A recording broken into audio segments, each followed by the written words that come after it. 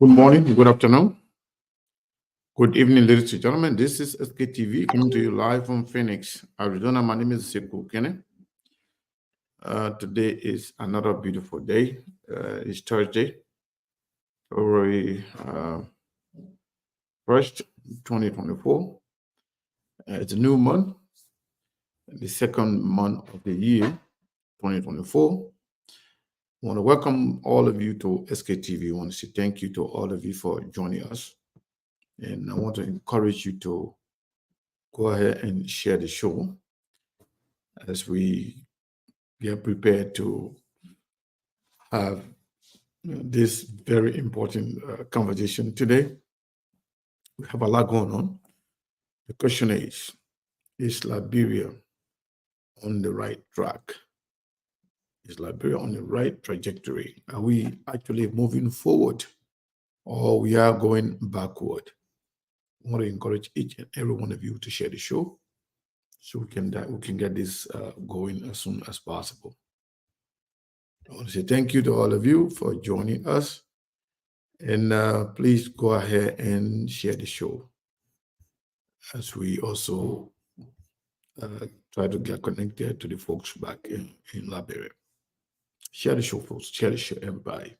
There are things we can do. We bring in good news and we give it to you. We talking about podcast and connecting people and culture from here and up out of the globe. Qualified people who waiting to serve. The blessing that time and the efforts are rest. The project is giving us here the promise of death. The work with my life without fear. A lyrical health. Master.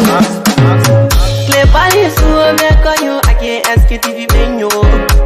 Say my journey, Tina get as say my yamu. And yes, I know money. Emu aye yo. And you love SKTV the best in Liberia. SKTV the best in Africa. SKTV the best in Mama Liberia. Must hold by the lofa and grandfather. And I didn't ya to money, and I said ya to money, and I couldn't play ya to money, and I could do ya to money, and I didn't ya to money, and I said ya to money, and I couldn't play ya to money, and I could do ya to money, and I forget it now ya to money. That's the baby, and I forget it now. Cause you work on my ya to money.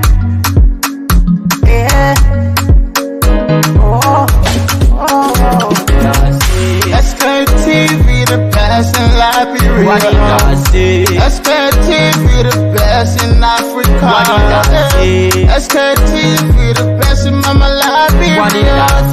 Must hold by the lofa and grandfather. There are things we can do. We bring in good news and we give it to you. We talking about podcast and connecting people and culture from here and up out of the globe. Qualified people who waiting to serve. The blessing that time and the efforts are rest. The broadcast we giving a real and the promise my best. To work with my life without fear. From grandfather Nima to Lufa, from Riverside, River G to Chile, from Grand Crew, Bombing, Cape Mount, Montserrat, San to Bacalu, from Maryland, Bonk to the Mikey B. We the best in the land, yeah, LIB. We the best in the land, yeah, LIB. We the best in the land, yeah, LIB. SKTV the best in Liberia. SKTV the best in Africa. There are things we can do. We bring in good news and we give it to you. We talking about podcast and connecting people and culture from here and up out of the globe. Qualified people who waiting to serve. The blessing that time and the efforts are rest. The project is giving us here the promise of death. The work with my life without fear. A lyrical health. Master.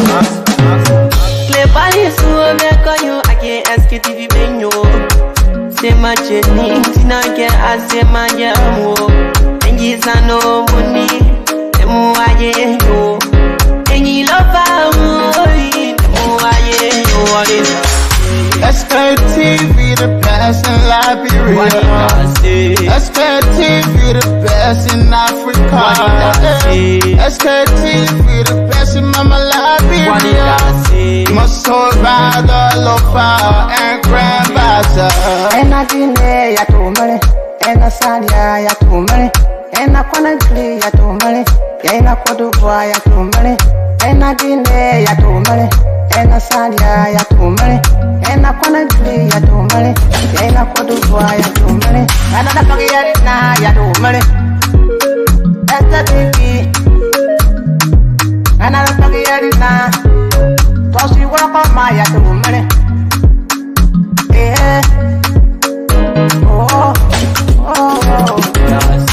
SKTV the best in Liberia. SKTV the best in Africa. SKTV the best in Mama Liberia. My soul rather lover and grandfather. There are things we can do. We bringing good news and we give it to you. We talking for podcasts and connecting people and culture from here and out part of the globe. Qualified people who waiting to serve. The session that time and our efforts are rare. The broadcast we giving are real and I promise my best to work with my life without fear. From Grandfather Nima to Lufa, from Riverside, River G to Chile, from Grand Crew, Bombing, Cape Mount, Montserrat, San to Bacalu, from Maryland, Bonk to the Mikey B. We the best in the land, yeah, LIB. We the best in the land, yeah, LIB. We the best in the land, yeah, LIB. SKTV the best in Liberia. SKTV the best in Africa. There are things we can do. We bringing good news and we give it to you. We talking for SKTV, the best in Liberia. Maybon. Don't see Maybon Kula. How are you, sir? Yes, indeed. Thank you. Thank you, SKT. I don't know whether you want us to do a remix because it's like you can sing, SKTV. The best in Liberia Is the best. Thank you. We don't even need to do a remix. We're gonna do the remix when we're gonna go to Bekube. Oh. Bekube is the best singer in Liberia. So I don't know whether we can find this artist and maybe have the interview. Maybe another days. No problem. Our guys in Liberia, they're the one that did this one. You know, you guys did it, and your colleagues who is. I don't want to call his name here now. Maybe he doesn't want that. But one of the colleagues actually worked on the project for us. Okay. You know, what we did just to pay the cost, but all the walking and back and forth, everything that's just should have been done, he did it. So, good.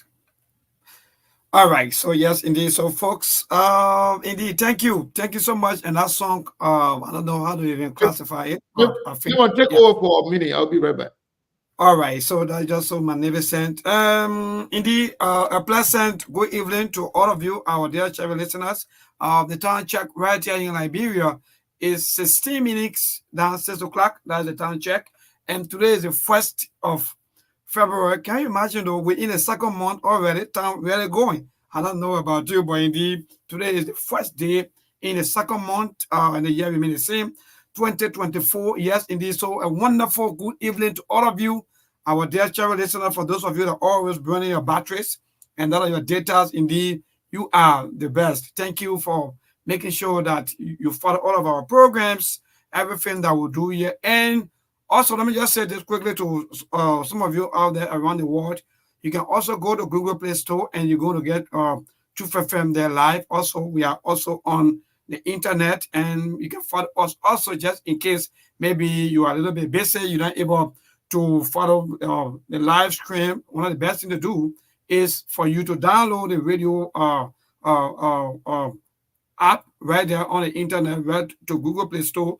Go to Radio Box and you're going to see Truth FM there live, and you just press play, and most definitely you're going to follow all of our programs, all of our activities. So if you're there right now, we want you to go there now and follow Truth FM, because maybe you may be busy and you don't want to be listening maybe through your internet, through your computer, and so on while we are talking. So indeed, thank you so much. And today is indeed a wonderful day for us here in Liberia, back home. So for some of you who've been following all of the training happening in Liberia, yes, indeed, today is just a wonderful day. But maybe Sekou will allow me later on as we go along with the broadcast. Yeah, so Sekou, I was just informing our people, as so maybe some of them will be busy And one of the easiest way that they can follow us also is on the internet through the radio box. Just download radio box, and you're going to see Truth FM there on their live online. Thank you. I mean, that's good. I mean, we are getting there just little by little. Yes, indeed, I want to say thank you. Whatever means we can use to get to you, we will do it. Whether it's on Instagram, whether it's on Twitter, whether it's on Facebook or YouTube, anywhere you can find us, anywhere you can be comfortable to listen to your podcast or broadcast, we will be available to you. So maybe I want to say thank you to you and the entire team there in Liberia. Also, I want to actually take this time to recognize one of our colleagues, Samson Weir. We see on Facebook, we say Samson Weir, journalist. That brother is a workaholic. He works really, really, really hard. You know, since this brother started working with SKTV, he has been magnificent. He has been very, very, very instrumental in bringing a lot of happenings from the capital and from everywhere in the country. So, Samson, thank you for all you do. We appreciate it. And definitely the hard work will eventually pay off. But I want to say thank you to all of you for following SKTV. So today, the conversation is the bigger questions or $1 million question. Is Liberia on the right track? Are we on the right trajectory? Is Liberia being rescued as promised by the rescuer? Or are we the one that really supposed to help in rescuing Liberia? You know, sometimes there are things that I don't like to talk about, but for some reason I can be somehow tempted to talk about them. Because when I look at our country, I look at the mindset of our people, the way we behave, and I compare that with other countries to see how other people behave, how they carry themselves, whether it's politics, social, economic, or what have you.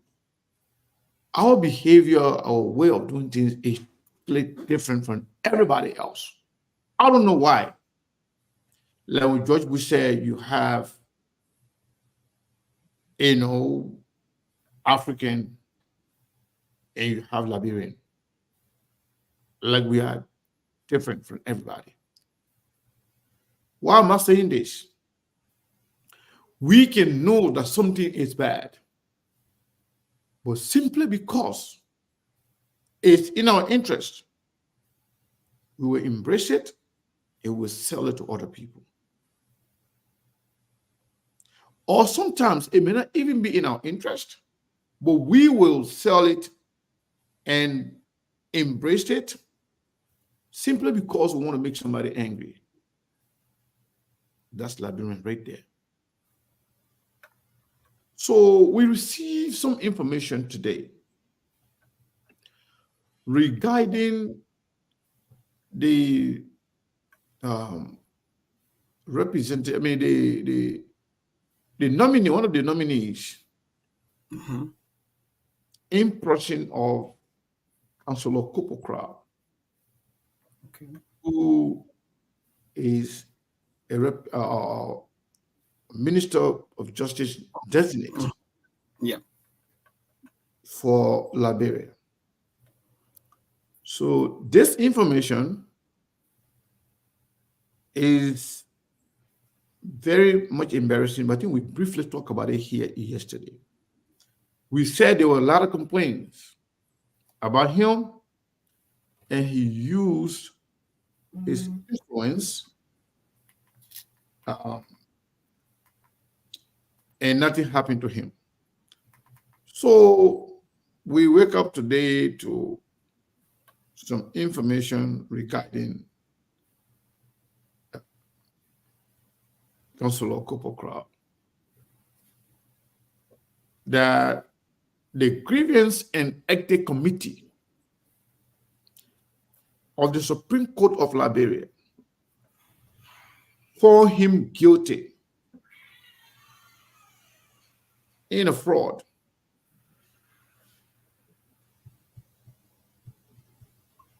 The total money that he defrauded the company was about 108,000 United States dollars. Of that money, a portion of that money is supposed to go to him as a legal fee, but he instead took the whole money. By right, he should have given back some money, but he decided not to give it. And now, the company complained to George Weah government, and now the company also has filed a complaint to the President government. You know, when we said here the last time that there are some nominees that we believe they get some bad record, there will actually be a blockade for their nomination. There are some of them we have been trying to reach out to as well, based on some information we have on them, for them to collaborate, deny, or confirm the information. But yet, they are not being responsive. And we can tell you, we may come across to some of you as bad people or carriers of bad news, but that is not our intention. We have always tried to reach out to people once we have information before we can, expose what we know about them.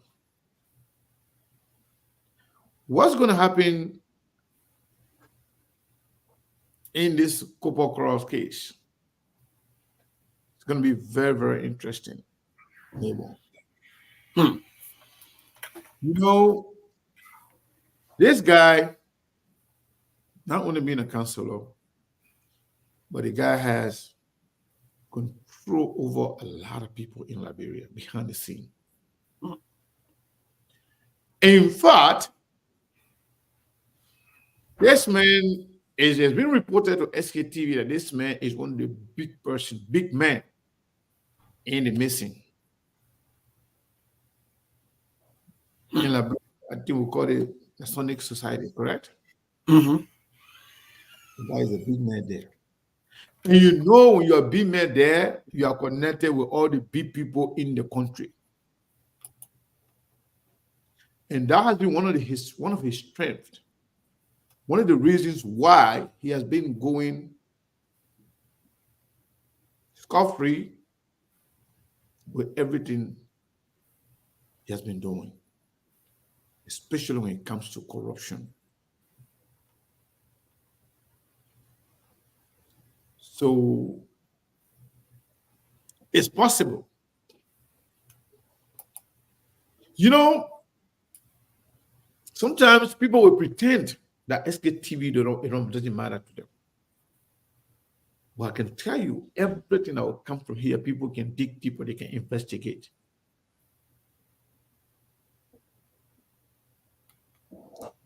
Now that we talk about those things a week ago, we talked about some of them yesterday.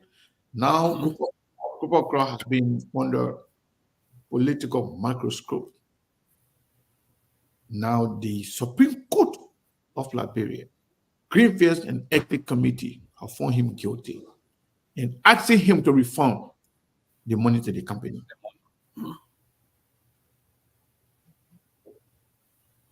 In fact, we will get detail on the case later on. What has been going on behind the scene? This is the man that was forced on Liberian people by Senator Prince Johnson of Nima County through Joseph Nima Boakai, the president.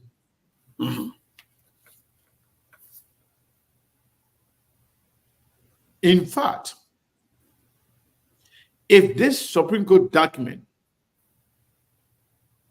make it to the Senate,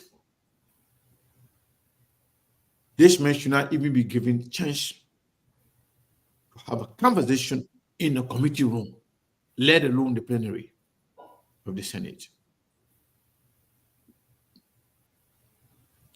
How can somebody be designated to be the justice minister who defrauded other people? What kind of justice do you expect?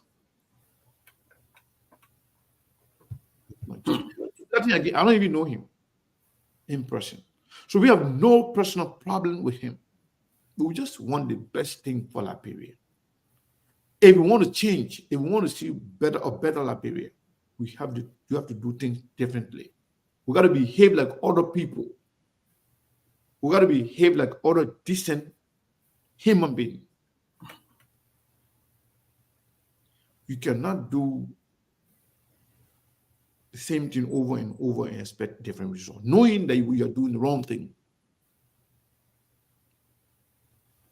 Well, maybe before we dive into the conversation, I want to remind our people, we came here yesterday. We asked that we needed 2 cell phones in Liberia. And our people, they were not forthcoming. A couple of people, donated, but yesterday we had over 1,000 people that watched the show, of a few people. Except for last night, that was after the show, somebody called me and said he sent $50 to SKTV account through Zelle. The person said, you don't have to call my name, but at least I just have to announce it because we asked the people, Yes. Once somebody donates, we have to, announce it for the sake of transparency and accountability. But we want to encourage everybody to help SKTV get all the things that we need. Believe me, with SKTV, nothing will remain in secret in Liberia because we have the ability to get the information. So we need the resources, the financial support to make our job easy. So our guys on the field can work efficiently to do what we need to do to bring out the fact about our country. So again, do not hesitate to support SKTV this time around. If you're in Liberia, you don't get money, just go give her 1 cell phone. You just need two cell phones and a laptop. So those of you who are in Liberia, you are in the diaspora, or anywhere you are, support SKTV so we can get these things going. At least I want to make sure we got these things by tomorrow. It's very, very important. I just want to remind our people on that. And I want to encourage our people to share the show. So, Mabon, you're in Liberia there. We get a lot of nominees. But this one guy issue somehow has taken the center stage. And this guy could potentially be denied. In fact,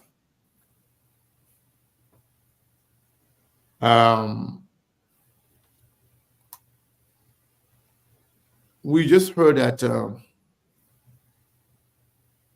that there are some members of the incoming of the new administration that supported the appointments of Jonathan Masakwe to be the justice minister. Okay. That they too are pushing for this information to come out. They are support of Joseph Nima Boakai. They are also some of them are advisors of Joseph Nima Boakai. So they were the ones that actually recommended Jonathan Masakwe to be the justice minister. And Joseph Boakai agreed. Joseph Boakai authorized the people to send out the name. Now, because of the threat and the pressure from Prince Johnson, they decided to withdraw Masakwe's name. Just as he said, remember when Prince Johnson was talking about how he maneuvered his way to get Senator Kun to be vice president under Joseph Nima when they were candidate. So similar work was done by him. So like he said, the vice presidential slot was for either Nyombli Costa, but not Jeremiah Kun at the time. He said he worked his way, did everything to make sure that Jeremiah Kun is picked as the candidate for vice president under President Joseph Nima Boakai. At that time, candidate Joseph Nima Boakai. Similar thing happened this time around. Now, it seems like Prince Johnson kind of outmaneuvered the other people. And for the fear of Prince Johnson's noise or whatever, he could potentially do, President Boakai kind of back down to his pressure. I think maybe Montano will do something real quick. Maybe you can move. I take the camera off of you. You can do whatever you wanted to do and come back. Just give me a so we're still on the radio though. So imagine having your man worry. The 240 million thing we there. We get some paperwork to show you. Thank you. We're not worried. We're not rushing on our topic. That's what we hear. Our job is to explain to the Liberian people as to what is going on. That's why we ask the question, is Liberia on the right trajectory? Is Liberia on the right track? Are we going forward or we are going backward? Is the country being rescued or we need to rescue the rescuers? What's going on here? Do we need to rescue the rescuers as Liberians? Or Liberia being rescued? What is going on? We don't know. That's why we are here. And that's why we are SKTV. We bring you the information unfiltered, raw material, undiluted. All we do, we always do our due diligence, making sure that we dig deeper, that we have the right information, void of any act of biasness or any personal grudges or any personal issue with people. That's why, in fact, we correct each other on here. When we see somebody getting a little bit harsh or going a little bit personal, We say no. SKTV is not a place to use to vent out your anger, your personal ego, or your personal problem against somebody. We're only here to discuss the issue. If you got problems with anybody, go put it on your personal page. But SKTV is issue-driven platform. Nothing but the issue. If you find yourself on the right side of the issue, you feel like, oh, SKTV is the best. We love SKT. If you also find yourself to be on the negative side of the information that we're going to provide, you're not going to like us. But it's fine with us. We really don't care about how people feel about us. What we care about is to tell the truth and nothing but the truth. And I believe that's what Liberian people want. And that's what they need. Sometimes some people, they don't know what they want. But you give them what they need. Especially when it comes to information. Because if we don't do these things, 20 years from now, 100 years from today, we'll meet us. We'll be in the same place. The country will be in the same place. Maybe some of us will not even be alive at that time. But what we can do today can change the country for the prosperity unborn. For the children and of our children and their children. So we have to be honest with each other and stop playing politics with the life of the Liberian people. Sometimes we may accuse the people of not being their own enemy, but some of these people, they need help. Seriously. A lot of people acting based on what they are told to do. Some of them, they don't have the capacity to really understand what is right. Some of them were born and saw themselves in the position they are in right now. Some of their parents saw themselves in those positions. They believe that that's what they deserve. So now it becomes a responsibility of you, myself, and other people to educate our people about what is right and what is wrong, and to also inform them about some of the wrong decisions they have been making that have impacted their life negatively for decades, if not a century. Some of them don't even know. Right now, everybody who is supporting Joseph Nima Boakai or Senator Prince Johnson or Councillor Kopokra, this information now, they're not going to process it from a positive mindset. They are thinking they're going to be all the people that judge against Joseph Boakai, they judge against Prince Johnson, they judge against Councillor Kopokra. They're not going to put the country first. They are looking at their personal interests and what they want to see. So this right now for them, anything negative, so long it has some negative connotation or impact on Joseph Boakai or Joseph Boakai government, they will see you as enemy. That's just how the CDC worked. They were considering people enemy of the state, people who disagree with them. And that was one of the reasons why CDC failed. Unity Party and Joseph Nima Boakai and Joseph Boakai supporters, you should learn to appreciate and welcome constructive criticism. Indeed. It is in your favor. It works for you.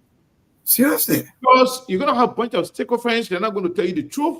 You're going to be making mistake. You're going to bury your hair in the sand. Bury your hair in the sand to the extent that you can't get out. But if you have people who can checkmate you, who can criticize you constructively with recommendation, believe me, you should pray for those people to stay alive, because you know what? They will be there to help you right the wrongs. I think Joseph Boakai should not even allow this guy in nomination to go through the Senate. You can easily withdraw it. In Liberia, we say small shame is better than big shame. It's one thing for a president to nominate somebody, and if something comes up, maybe those that did the vetting, or maybe there was no vetting done, but if at all people were vetted, and you see something of this nature coming up, just withdraw the nomination, plain and simple. So it can be another distraction for you and your government. I can tell you, the same way we have friends, close friends in George Weah government, just that's how we have a lot of friends, good friends in the incoming government. We got a lot of friends, believe me, a whole lot of them. Some people that don't even think that we talk to, they are our friends. So there's no way they're going to hide anything from us. No way. It's not possible. Yeah. It's not possible. We told you we are deeply rooted when it comes to Liberian politics, especially when it comes to security. We are deeply, deeply rooted. Maybe the next generation, but not this generation, that something will happen, we will not know. No way. It's not possible. Especially with the kind of war now we are living in, with technology war. Yeah, and also because of our own experience and our record. Thank you. So I'm saying, I want to say this, and I will close on this Kopokra issue for now. Maybe when our other colleagues, come in, maybe they want to talk about it, we can also, go back to it. But I want to close on this one, and then I'll go to the whole 40 million and 45 million. So, President Joseph Numa Boakai,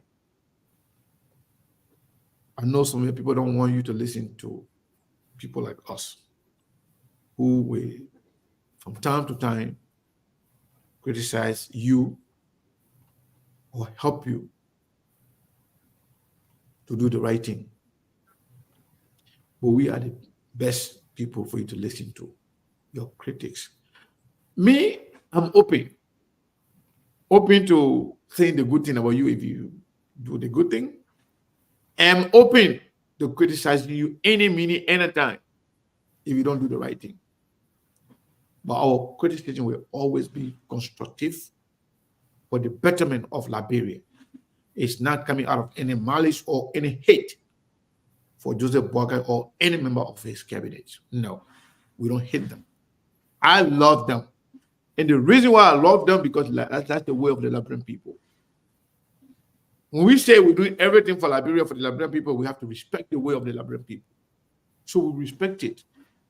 But that doesn't mean we should all become praise singers or a bunch of sycophants. No. We respect Joseph Boakai. We love his government. We want him to succeed. However, when something is wrong, it's wrong. What is not done right, it is not done at all. So, Kopokra nomination should be withdrawn. So, to save Liberian people time, to save Liberian people headache, and also to save us from distraction. With that said, Mabel, what do we know about the 40 and 20 million saga at this point? Do you have anything to say before we kind of display some of the information that we have? I think you just said it all, especially when it comes to the justice minister or designate or maybe nomination. I think you cannot be a justice minister with a kind of a character or maybe with a kind of a think tank character. So I think you don't need, or if President Boakai listen well, I think one of the best things to do, like you said, is to withdraw the nomination, and that's just it. But moving forward, yes, indeed, we can move forward now with the 40, 20, 25, all kinds of things. And I think you have more idea because on today we were following from the lower house where the central bank governor were quizzed on so many times about what happened, what went wrong, what's the actual stories beyond the information about what exactly in the cover of our consolidated account. And he and his deputy, they were there. They explained to us exactly what were there. I think there are a lot of Liberians that also follow. So yes, so we can kick the ball rolling. So so what happened here? I was trying to put the information on the screen, and then I mistakenly almost post our own chat room, SKTV chat room there. So and that's not what you want to see. Actually, you don't really care about that. All you care about is the. Let's do this right here. So yeah, so what we saw today, it seems like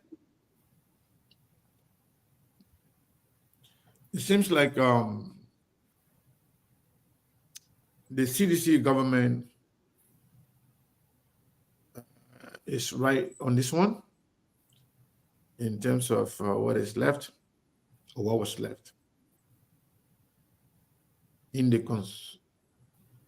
consolidated account for the Liberian government. So you can see the bottom.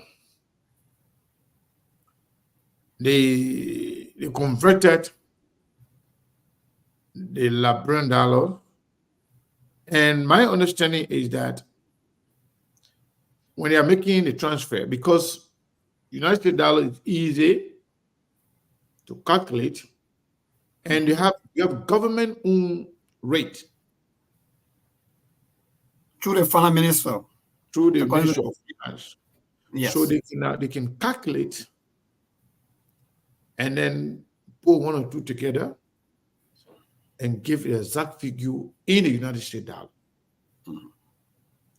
So when they added the numbers, you can see. Let me put it down. Let me put the screen there. So let me put the screen there, and then let's do this right here. So we're enlarging the screen. See here. So those of you who can screenshot, you can screenshot this. So if you look at the whole thing, balance in GOL consolidated account 2024 as at January 19, 2024. And then below there you say account, and then you say LRD, that's Liberian dollar, then US, United States dollar. So if you look at it, it says UOL fiscal year 2023, you have 6,783,923.05. On their US dollar, they say 0. The second line says expenditure fiscal year 2023. You have 392,240,760.42. In the United States dollar, they say $7,939,16. So I just read that part just for you to know how the whole spreadsheet looking. When you go down to the second highlighted balance, it's a balance in consolidated account 2024 at January 19, 2024. And then we come to the listing of things: expenditure, revenue, operation budget, payroll, debt, debt services, and the rest of it. Then you have a total amount. You have that one here. When they converted that into the United States dollar, it was $12,926,759.5. I hope you are following this. And then in the United States dollar, the one on the right, far right, the one with the in the United States dollar, that one show $27,665,071.82. So when you look at the rate, 188. 188. When you converted the Liberian dollar, then you have about 40,480,266.5. Now, let's get back to our SKTV main screen. So, Mabel, we try to display the documentation to sharpen the contradiction. The only problem right now, we only got 3 minutes. Yeah, man. However, wherever we start, you come back on the radio, we will stay, somehow go through some of it. Maybe you live, or maybe chip in, chip out. So in this regard, maybe, I don't know. Maybe we can just go for the news break today. I'm not sure, man. Because I really, really, really want the Liberian people to listen to. Yes. Because this thing has been one of the things that really, maybe should I say, Liberians been wishing us to who to believe, and also who's saying the truth. So they're kind of a discussion. So in short, I listened to some Joseph Nimabwaga supporters or Unity Party people yesterday when they found out that actually the Pape's report or the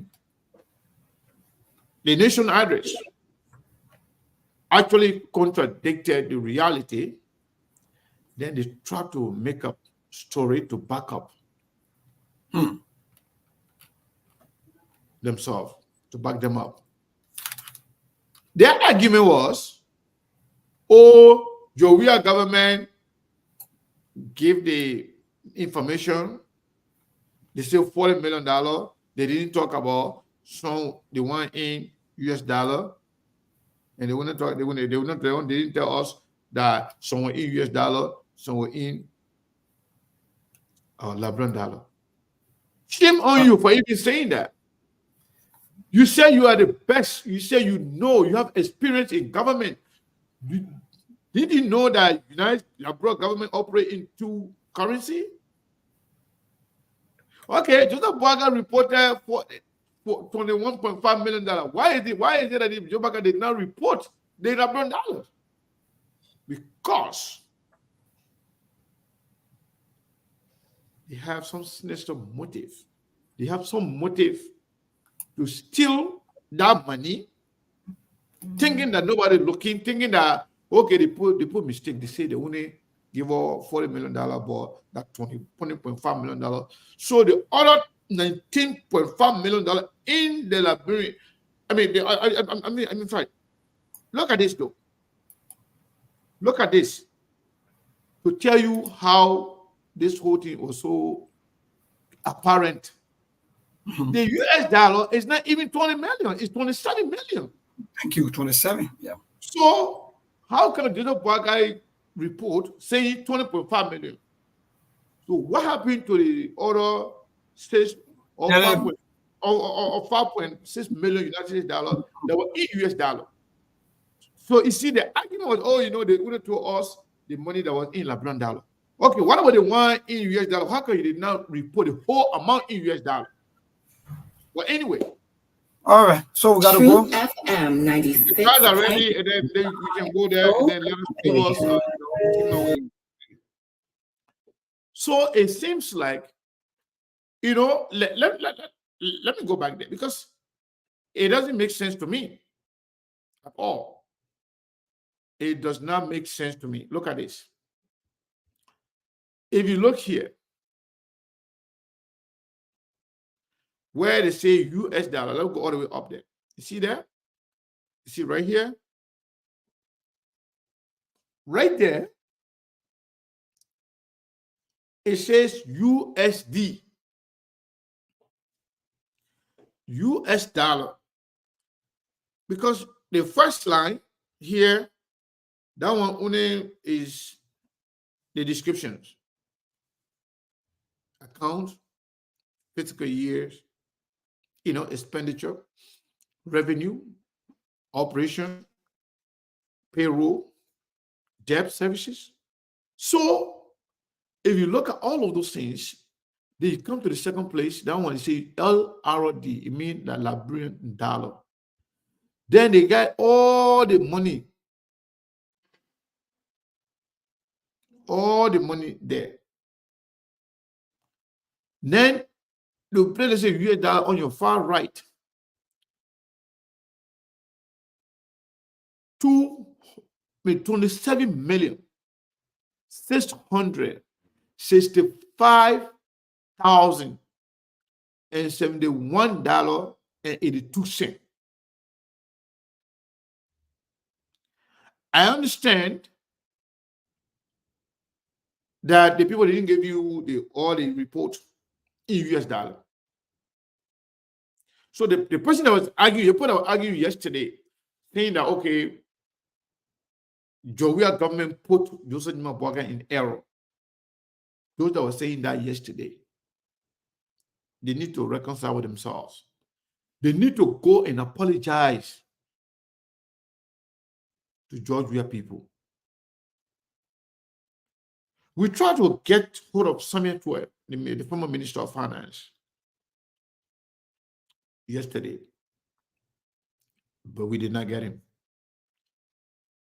We also tried to get hold of Senator Amra Kone. We briefly chatted, but we did not have the information that we want to get out of him. We also talked to other people yesterday. And I think this is a good start. This is a very, very good start. Now the question remains, who is lying and who is telling the truth? That's why yesterday, when we were talking here, I told my friends, my colleagues on here, that I don't want to be quick to say Joseph Boakai was lying. I don't want to be fast. I don't want to be the first to say Joseph Boakai was lying, because the fact that we did not support Joseph Boakai during the election, anything we say, Joseph Boakai supporters will have something to say about it, even when we are telling the truth. The state carry that notion that these people, they don't trust Joseph Boakai, they don't believe Joseph Boakai, they don't want Joseph Boakai to succeed, they want to be right in the rest of it. Even if the truth becomes apparent, even if the truth is bigger than the, then I don't know what to compare it to. The whole building, they will not see it. So that's why we always want to make sure Somebody say, where are we sending donation? You sending donation to Cash App or Zelle. Let me pin the number. That number you see over there. Let me see. Let me pin the number here. 480-862-0783. That number has both Zelle and Cash App. 480-862-0783. Zelle and Cash App. Yeah, so that's for Zelle and Cash App if you wish to do either one of them. So I'm going to pin that number right there. So that's the number right there. Zelle or Cash App. You can donate from there to them. So Steve is here, but it looks like Steve is Steve will be joining us shortly. So yes, you want to contribute to us, that's the number right there. Thank you for your contribution. So let's be honest for a second.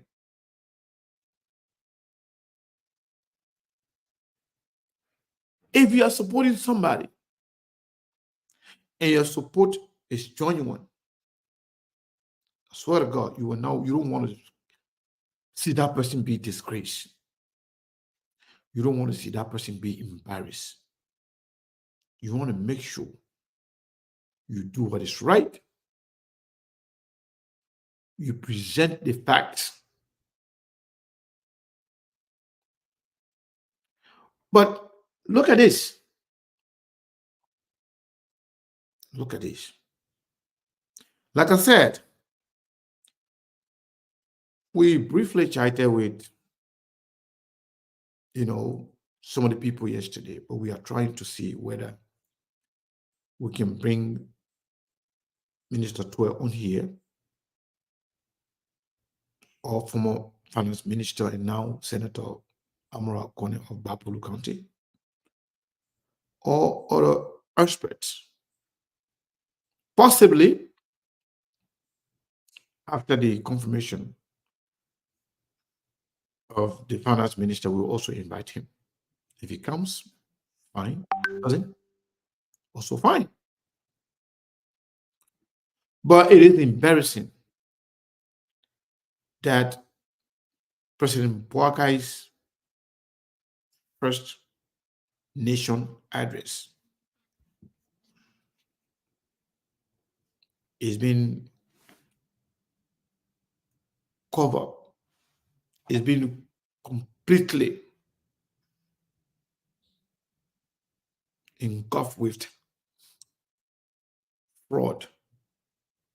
fraudulent information.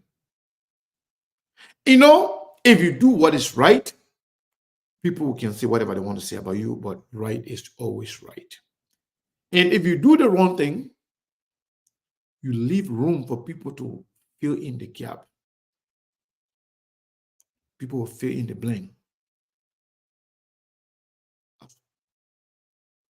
What was the motive? Let's understand that, okay, Joe, we have people that they pull two money, together. They call everything 40 million plus. We understand that.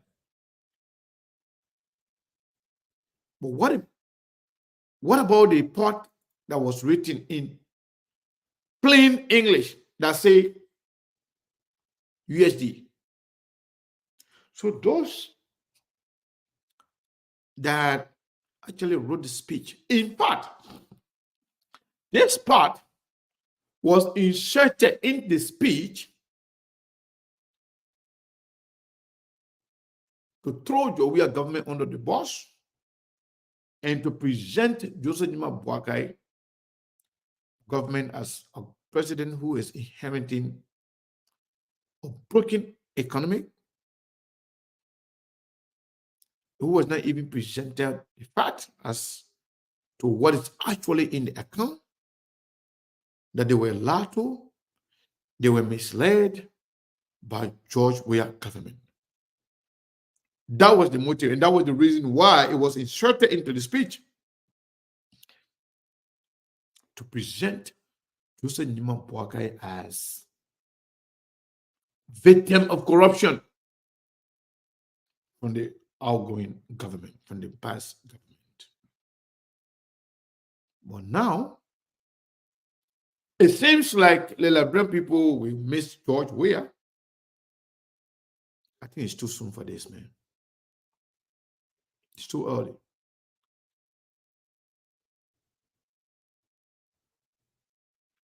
I think I would like to see what the senator then will do. The representative then, I don't know what they will do. But somebody is lying. I am not sure whether the central bank, CBL, gave Joseph Boakai a different information and then gave another information to the government of George Weah. I'm not sure. But somebody is not telling the truth. And if it becomes clear that Joseph Boakai did not present the truth to the Liberian people on his very first speech to the Liberian people, whether it was done consciously or subconsciously, whoever wrote the speech should have known better. And Joseph Boakai himself, who read the speech, is expected to know better because he is the most experienced of all of them. Whether the incoming or the outgoing government, he's the most experienced person. And he is expected to know better. He is expected to do better. In fact, if you go with the slogan, rescue Father. Rescue Father is expected to know everything, to understand everything, and to do his due diligence before coming to the public. But if this is going to be established that Joseph Boakai lied to the Liberian people right at the door, if that is established, then they're going to have a rough start. Because how can people trust you? How can people believe what you're going to say in the future if you cannot do simple math, or if you cannot present truth to the Liberian people from the start?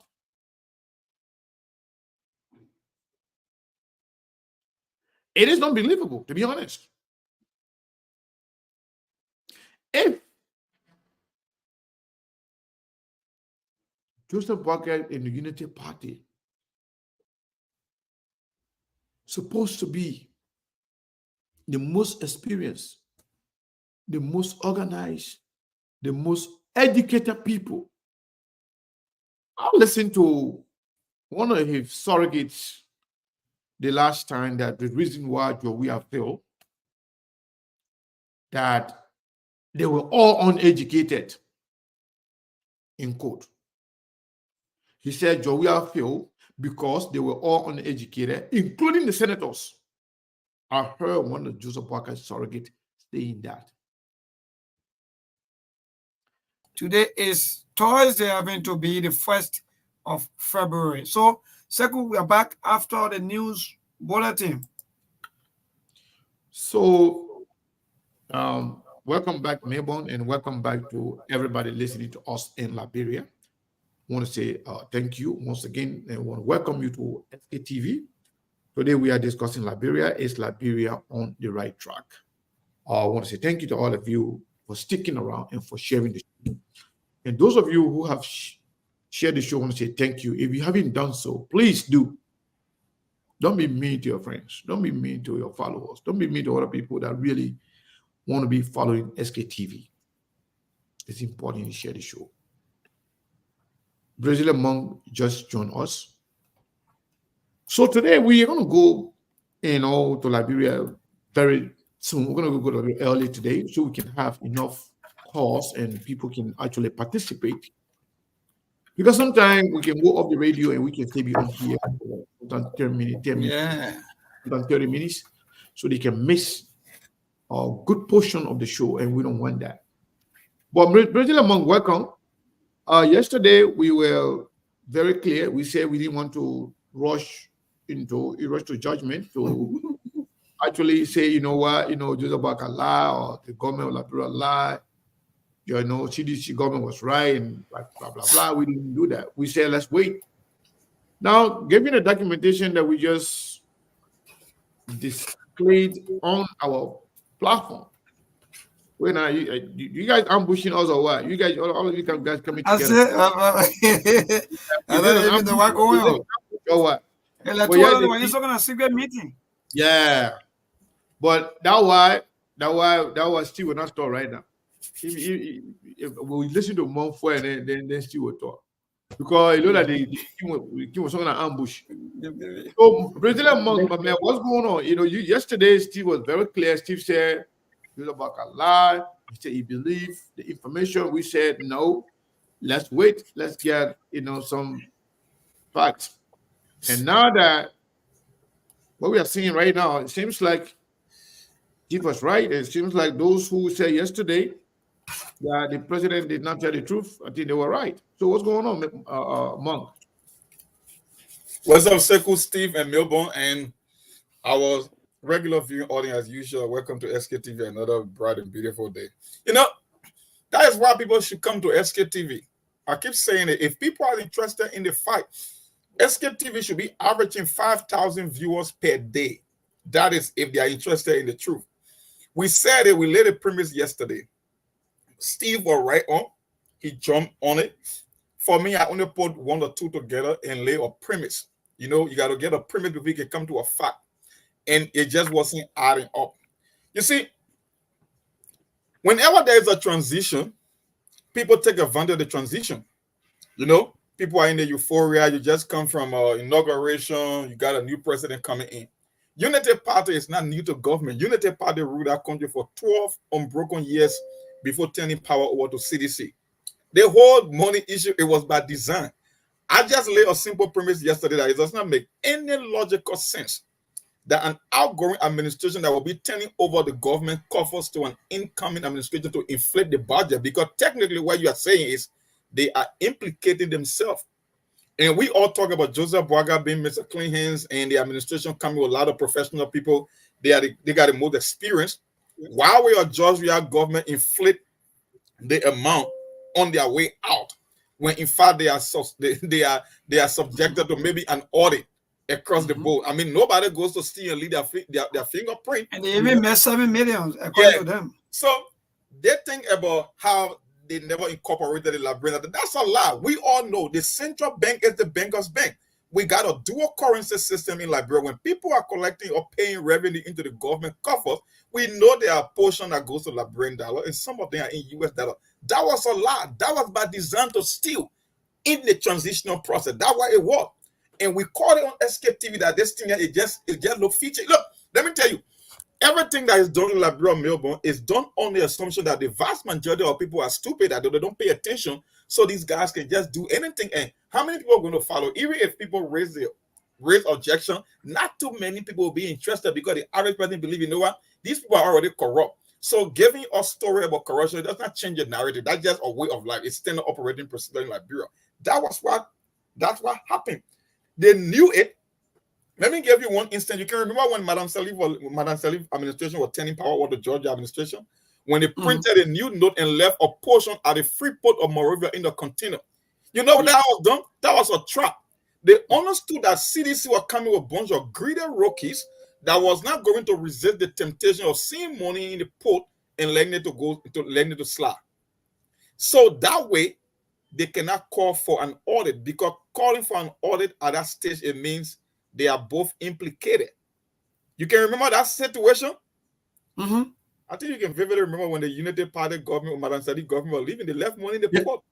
Yeah, It was a trap, because like I said, they knew that bunch of rookies that never run the show before. They were coming in, they are all greedy, they wasn't going to resist the temptation of that money. That's what happened.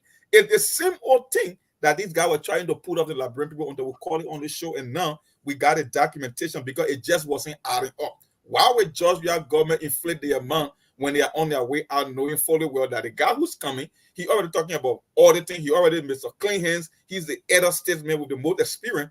Matter of fact, Unity Party know how this thing work because they got more experience in government than we are.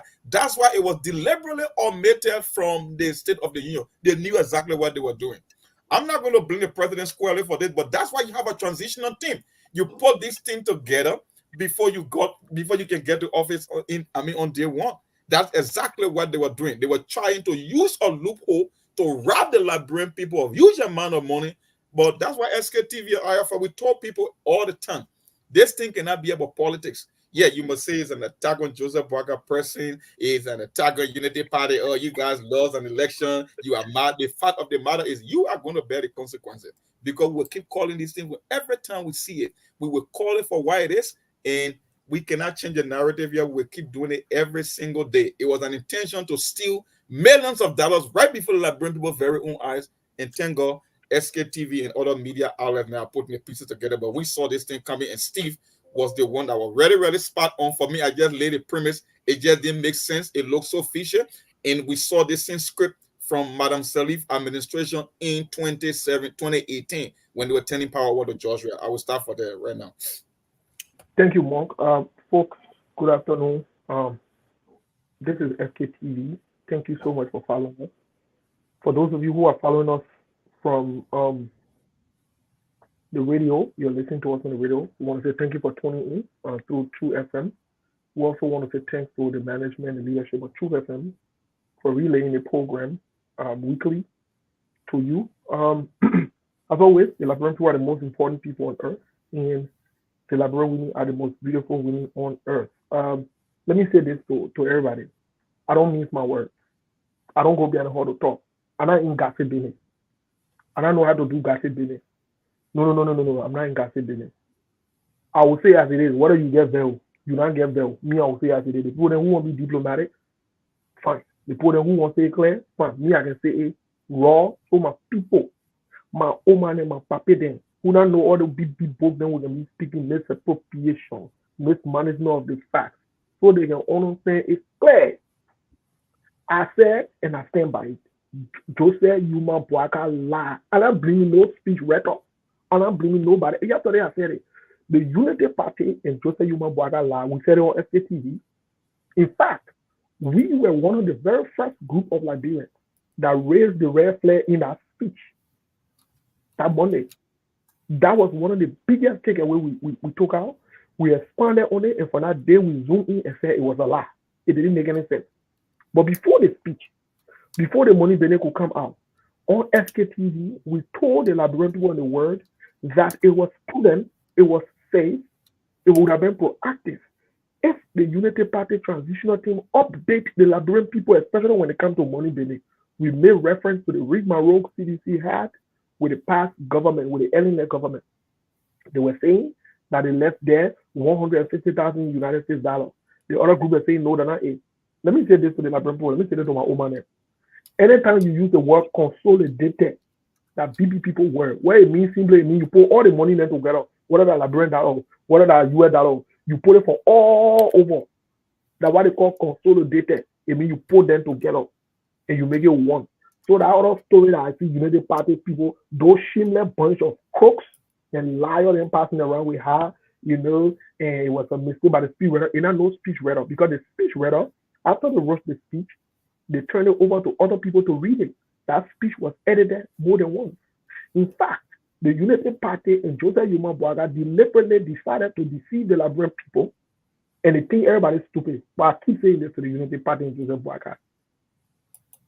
Joseph Boaga, you became president in the wrong generation. To be honest with you, That is problem that is sticky issue that you get on your hand. You begin president in the wrong generation. The same way I told you we are. In this generation, we don't allow anything to slide. When you're reading all the funny paper and you think we're not sitting and read or fine print, you're wasting your time.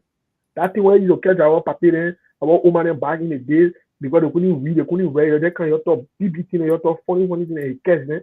They can't catch us. They can't catch us. Anything you read, will read it, analyze it, don't tell what people in simple in the way it means. Let me add on to what Monk said. This was a deliberate attempt. And this attempt is criminally intended, it's criminally minded, it was orchestrated by the Unity Party to deliberately deceive the Liberian people. Let me say this again.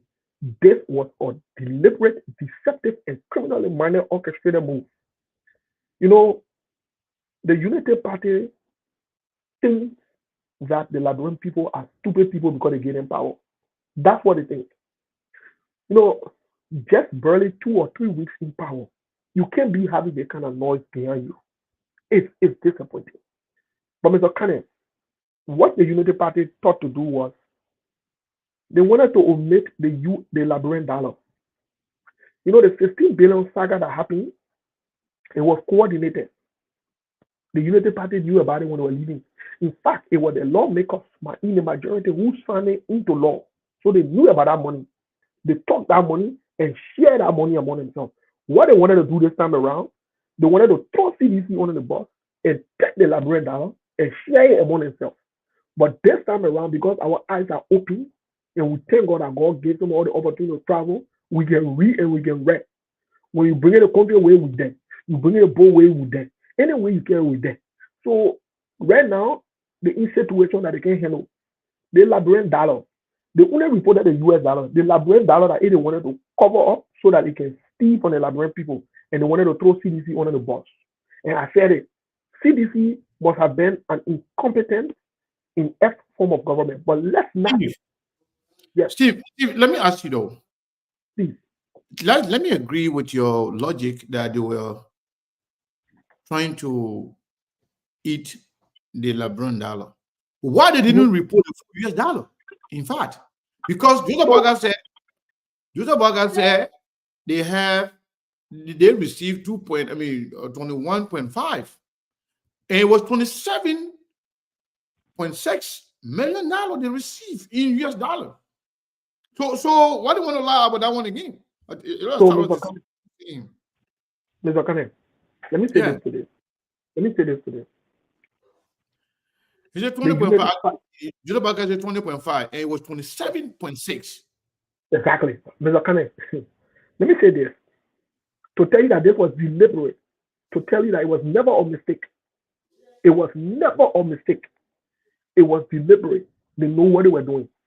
But on another note, I keep saying it to the Unity Party. Here's my recommendation and advice to them. You can use propaganda to win an election. You can use lies to win an election. You can't use propaganda and lie to govern. It can never work. I want to tell Joseph Human Boaka this. And then hear because you're watching the show. Joseph Human Boaka, the lie then that you did in 1980, 1970, 1990. Hold on. Steve, hold on. We don't want to sound personal. No, it's not personal, but that's the fact. Yeah, but that one, I don't want to say that.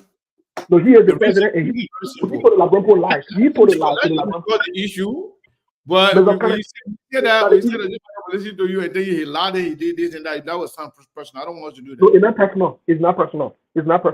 And anybody who want to take it personal, at the business, they have the right to take it personal. I'm saying it's not personal. This is a continuous behavior of Joseph Human Boaka to lie and deceive people. And not today he started it. Joseph Boaka 79-year-old, you think that today he started it. And not today he started it. And the sooner we start to call our leaders out when they lie. And I call Joe that he can lie before when he lie, so that Joseph Boaka can say he lie. Let that thing, let's move the show on. Like I think, Joseph Human Boaka, don't lie that he did a couple of years ago in the most recent ones you did, even in the CPP and with other people, with Costa and other people, it will not hold. Let me tell you today. It will never hold. It will not hold because we will hold you accountable and we'll enlighten the Liberian people and we tell our people the truth. The only thing we are asking for you, You don't tell our people the truth. You don't lead a lie business. You don't lead a la business. Nobody expects at your age for you to be lying. What you did in Sona was a lie. And I'm not going to call it no different way. You lied with both faces openly, and that is disgraceful, is despicable, and is unacceptable. You need to stop that. And I'm bringing no speech right off. And the thing I want to tell you about that, so you can hear it. Yeah. Nobody should blame the speech writer. Joseph Boakai had the opportunity to read. He had a rehearsal over and over, and you understood exactly. And it was purposely inserted in there to bring the real government back and also steal from the Liberian people. That is the honest part. And let me add this to that.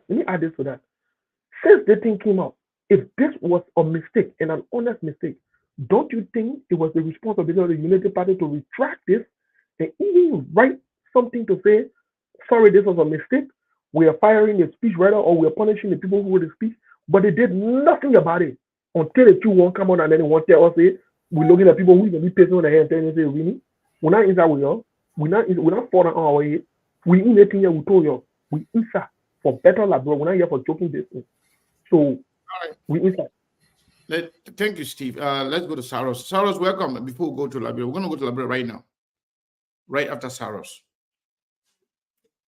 Yes. So, Mr. Ghana, I'm good. Thank God. Let me say good evening to Maybon and to President Monk and to my fire burning Steve. And to all of our SKTV family, let me say good evening. I'm good. All right. Thank you so much. Also, with the discussion, I don't know whether you have anything to add or you stay, since you just want to listen a little bit and come in later on. You want to do that? Because I've actually been following. I've been following. Let me just give a little hint on. Yeah, so at least for 2 minutes, just at least 1 or 2 minutes, so we can go to yeah, I'll be very brief regarding this whole central bank thing. Mr. Kane, I think the United Party has been very unfair, and this is a very wrong, footing they on. They've started. I think it's very early to start lying to the Liberian people, and for what intent with the United Party government, especially with the president, His Excellency Joseph Boakai, will read publicly in Sona something that the world is watching to tell us, the Liberian people, that this specific amount of money was not left in a consolidated account when the money was there. What did the president do? Who did he send to do his investigation regarding this whole money issue? And if you ask me, I'll tell you it came from a hidden motive. I think the government, the Joseph Boakai government, is voting wrongly. And what they've started, Mr. Kane, this is something I see going in the far future. And this is not right for our country. For the president to lie to us in his first State of Nation address is completely wrong. So the United Party government owed the Liberian people explanation and to be very clear. And like we said, the Senate said today, they will invite the central bank governor on Tuesday for another hearing. So we will also follow that debate. But the United Party government is not voting rightly. They've lied to the Liberian people, and it's completely wrong. And they need to come out and explain to the Liberian people regarding this whole money issue. Thank you so much. Maybon, back to you. Yeah. Let's go to Liberia. Let's take some calls. Let's see how, we discussed two major things today. But you see, Liberian people and money, they like money business. So people care more about the money thing. And right now, what about Councillor Kopokra also is the money problem, who is appointed to be the justice minister. He's found guilty by the ethics committee at the Supreme Court for fraud, and he was being asked to pay back. So that's very, very important as well. So when people are calling, they can talk about Councillor Kopokra's involvement in fraud that he's been found guilty by the ethics committee of the Supreme Court. That he's been asked to pay the money. Should he be confirmed? or should Joseph Boakai withdraw his nomination before even going through the process? Also, people can also speak on the issue of this $40 million that Joseph Boakai said was $20.5 million. Whatever their money is, it seems like Joseph Boakai presented the wrong number, and that is shameful. And hopefully they will right the wrong. This time around, I hope they will even come clear to tell the Liberian people, to do some explanation. I will not put word in their mouth, but at least to do some explanation so we can understand what really happened. So, Melbourne, back to you, and let's listen to our people in Liberia. All right. So, indeed, to all of you there, our listeners, 0778-339682. Again, 0778-339682. That's the number to call for you to be part of the show. And please be brief, at least so that others can also be part. Indeed, 0778-339682. Call in to be part of the show. Today's caller, good evening. Good evening, how are you? Yeah, my brother, go ahead. Your name and from where you join us? I'm calling from the whole road. Thanks for the topic, and we've been following trends of events. I think this issue about accusation and counter accusations is alarming. We saw it when the CDC government was taking over from the United Party, Ellen Johnson-led government. They said there was, they made the country empty, the coffers empty, and early said it was money. I think the CDC government should have been, should have done justice then to investigate fully and be able to come out clearly to see as to whether they actually received money or they didn't. Fast forward, the United Party government is now taking, the United Party government led by quicker than no time. Well, yeah, okay. So today's caller, good evening. Meaning. Yeah, you just go straight to the point, bro. Yeah, I'm going straight to the point. You talking about Joseph Boakai's key. They have ever ordered this men. They have ever ordered them. No, this country, they are bringing the country behind. I don't care how it is. They honor these people. They have to honor this group. Why are you talking about Joseph Boakai's key? You think people eating with stupid hands in there? We are not stupid in this country, yes? Nobody is stupid. No, Memo, what is the point that person making? Ask him. I don't understand it. So, hello. Hello. Tell me. Hello. So we want to get audit.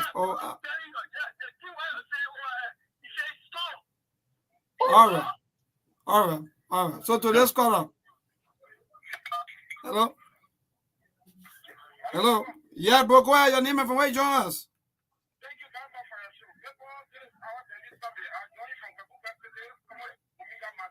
All right, go ahead.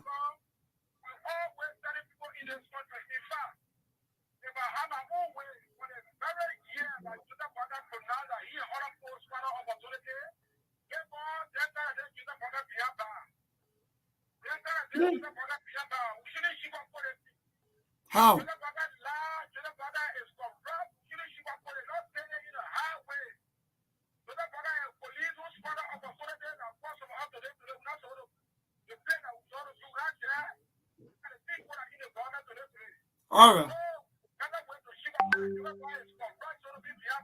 All right. So to Emmanuel Sano, Emmanuel, good evening.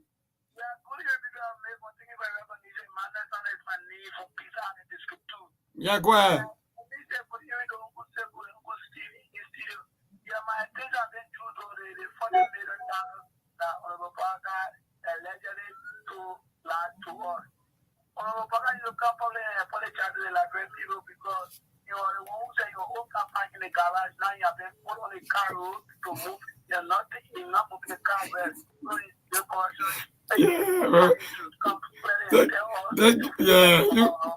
You tell Sano for now. Thank you so much, Malasano. So the car, what happened to the car? To the correspondent 0778 the car moving now. That's the number to call. Hello, Pascal, you try calling, but you can also call. But today's caller, good evening.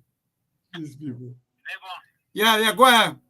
Yeah, this is Pascal. Okay, good. Okay, good. Pascal, go ahead. Thank you so kind. And let me say thanks to Sekou and the team.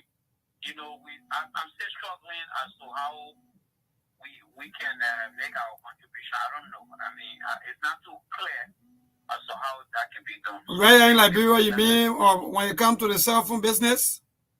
Yeah. Yeah, but when you get me, that mean you man, let a man call Saros or Melbourne. It's easy. You know, this is the show that we will have. And Saros is right here. Because you know the guys are so intolerant, and so they only allow us to most of the time use their platform. I don't know as to the way FBI used to be, whether those opportunities will be provided. But Sekou and the rest of the team, I want to say thank you, like you said. The last caller said, I mean, we all follow the record. It's only in Liberia that people are rewarded even if they are negative of their actions. I mean, there was no way that I always told them, even in the election, that if you don't want President Weah or former President Weah, you should have an alternative.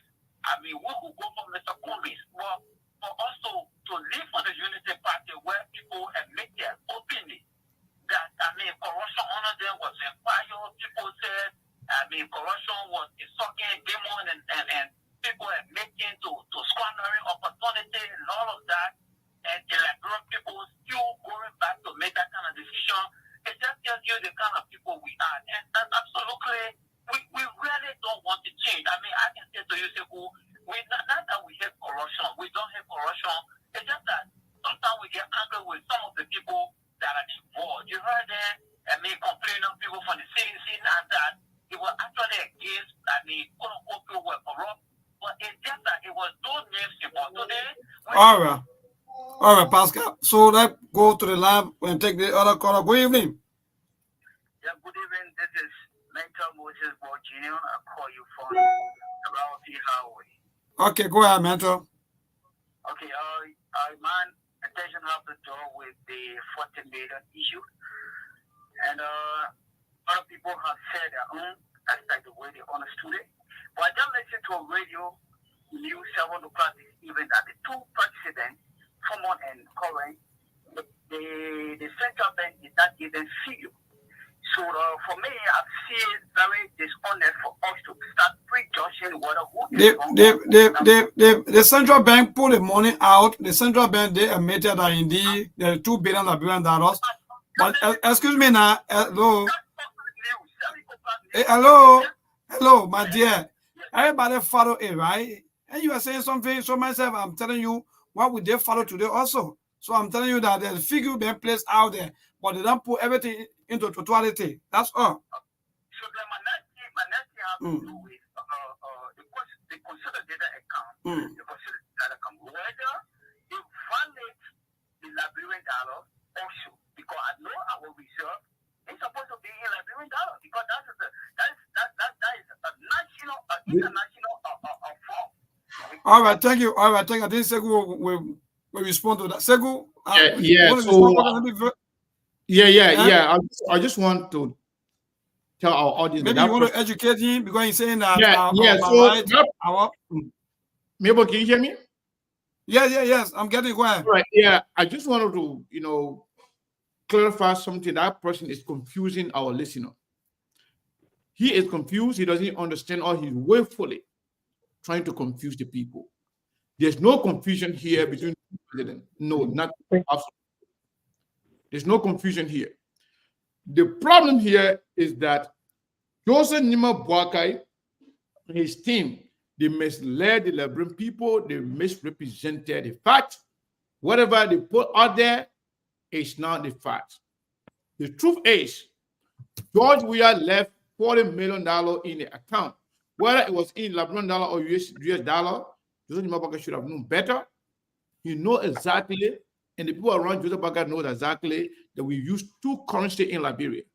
And when they tell you that they just lie, even they wanted to put it on, okay, you know what? They wanted to order about the US dollar, but they didn't give us the Liberian dollar.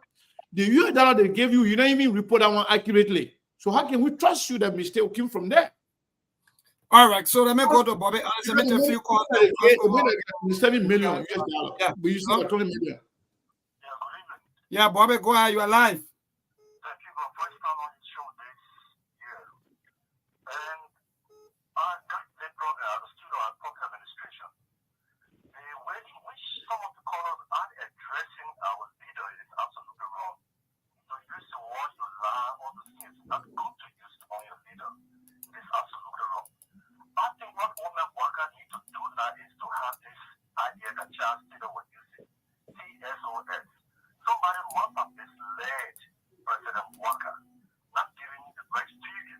Is it TSOS?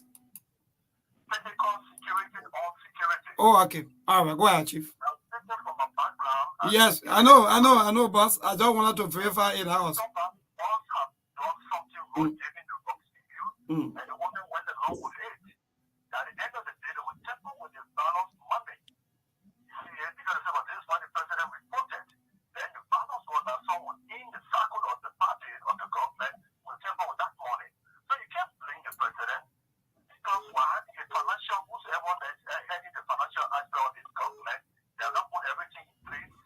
So that means they were wrongly, or maybe.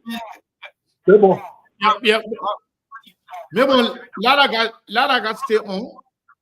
Lara got stay on for a second. Let's say something to him real quick. When you just keep him on. Bobby, yeah, Bobby, hold on. I think, or maybe I don't know. Yeah, so what you saying? Yeah. So what I'm trying to say here, I want that person to know that calling somebody a liar, if somebody like to say they lie, there's nothing wrong with that. Every year in America, every day on CNN, on all other major network, they call Donald Trump a liar because Donald Trump is a liar. So if Joseph Walker lied, we can choose to say he misled the people. We can choose to say he didn't, present the fact to the Liberian people. And you can say Joseph Walker's statement was counterfactual. You can use any kind of descriptive adjective if you wish to. But if you choose to say he lied, there's nothing wrong with that. And that is not against any ethics. So I don't So wait, man, before you get Bobby on, I know who the Bobby. Off the line already. I don't want to take more calls. Go ahead. Let me say who trying to make it diplomatic. Bobby can get there all he wants. Joseph Walker. Bobby is not vexed, but he just try to maybe clarify. Secondly, Bobby himself is lying for Joseph Walker, and that's a shame. There was no economic mismanagement team talking about security or security. You know, go sit down somewhere. You know what they call security or security? Do you know how many double checks the speech went through before it even came out for Joseph Walker to say? Do you know how many rehearsals and practices the presidents have to go through? So tell Bobby to go sit down with security or security. We are talking serious money issue here. We're not discussing issue where people looking for a job and they won't come out of the talking for the president and the president spoke, man. Let him go sit down somewhere. All right, so let me get to the line and people call to this caller. Good evening. Hello? Hello? Go ahead, who's this? All right. Since you don't want to talk, the lines are blinking from both sides. To this caller, good evening. Just take two more so we can go to Steve and okay, go ahead. Yeah, go ahead. Just two more. Thank you for bringing all of the facts concerning our country. Mm-hmm. You are telling the young people in the public that you see the Union Party told us that they were bringing explain putting people to power. But today, those they bring are incompetent, right?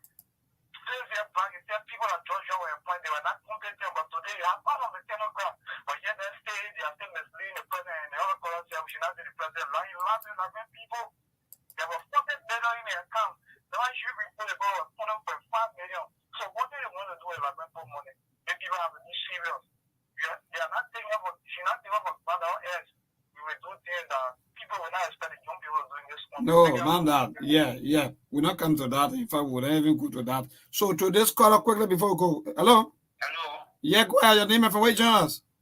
I'm Alice Canis, and I come from ELW. Mm-hmm. I just want to comment on the caller who said disrespecting the president. People should not be sycophantic. This is our country.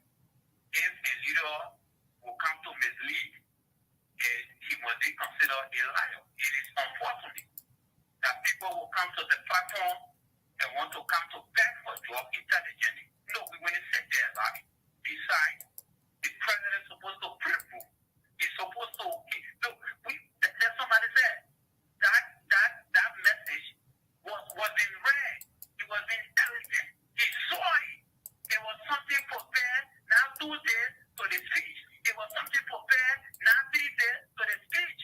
It was something that they wrote even a way before the sonar again. And so somebody will call here and say, "Oh, we should not say the president is a liar." But John Bell will call a criminal. John Bell will call a liar. John Bell will call a bullshit.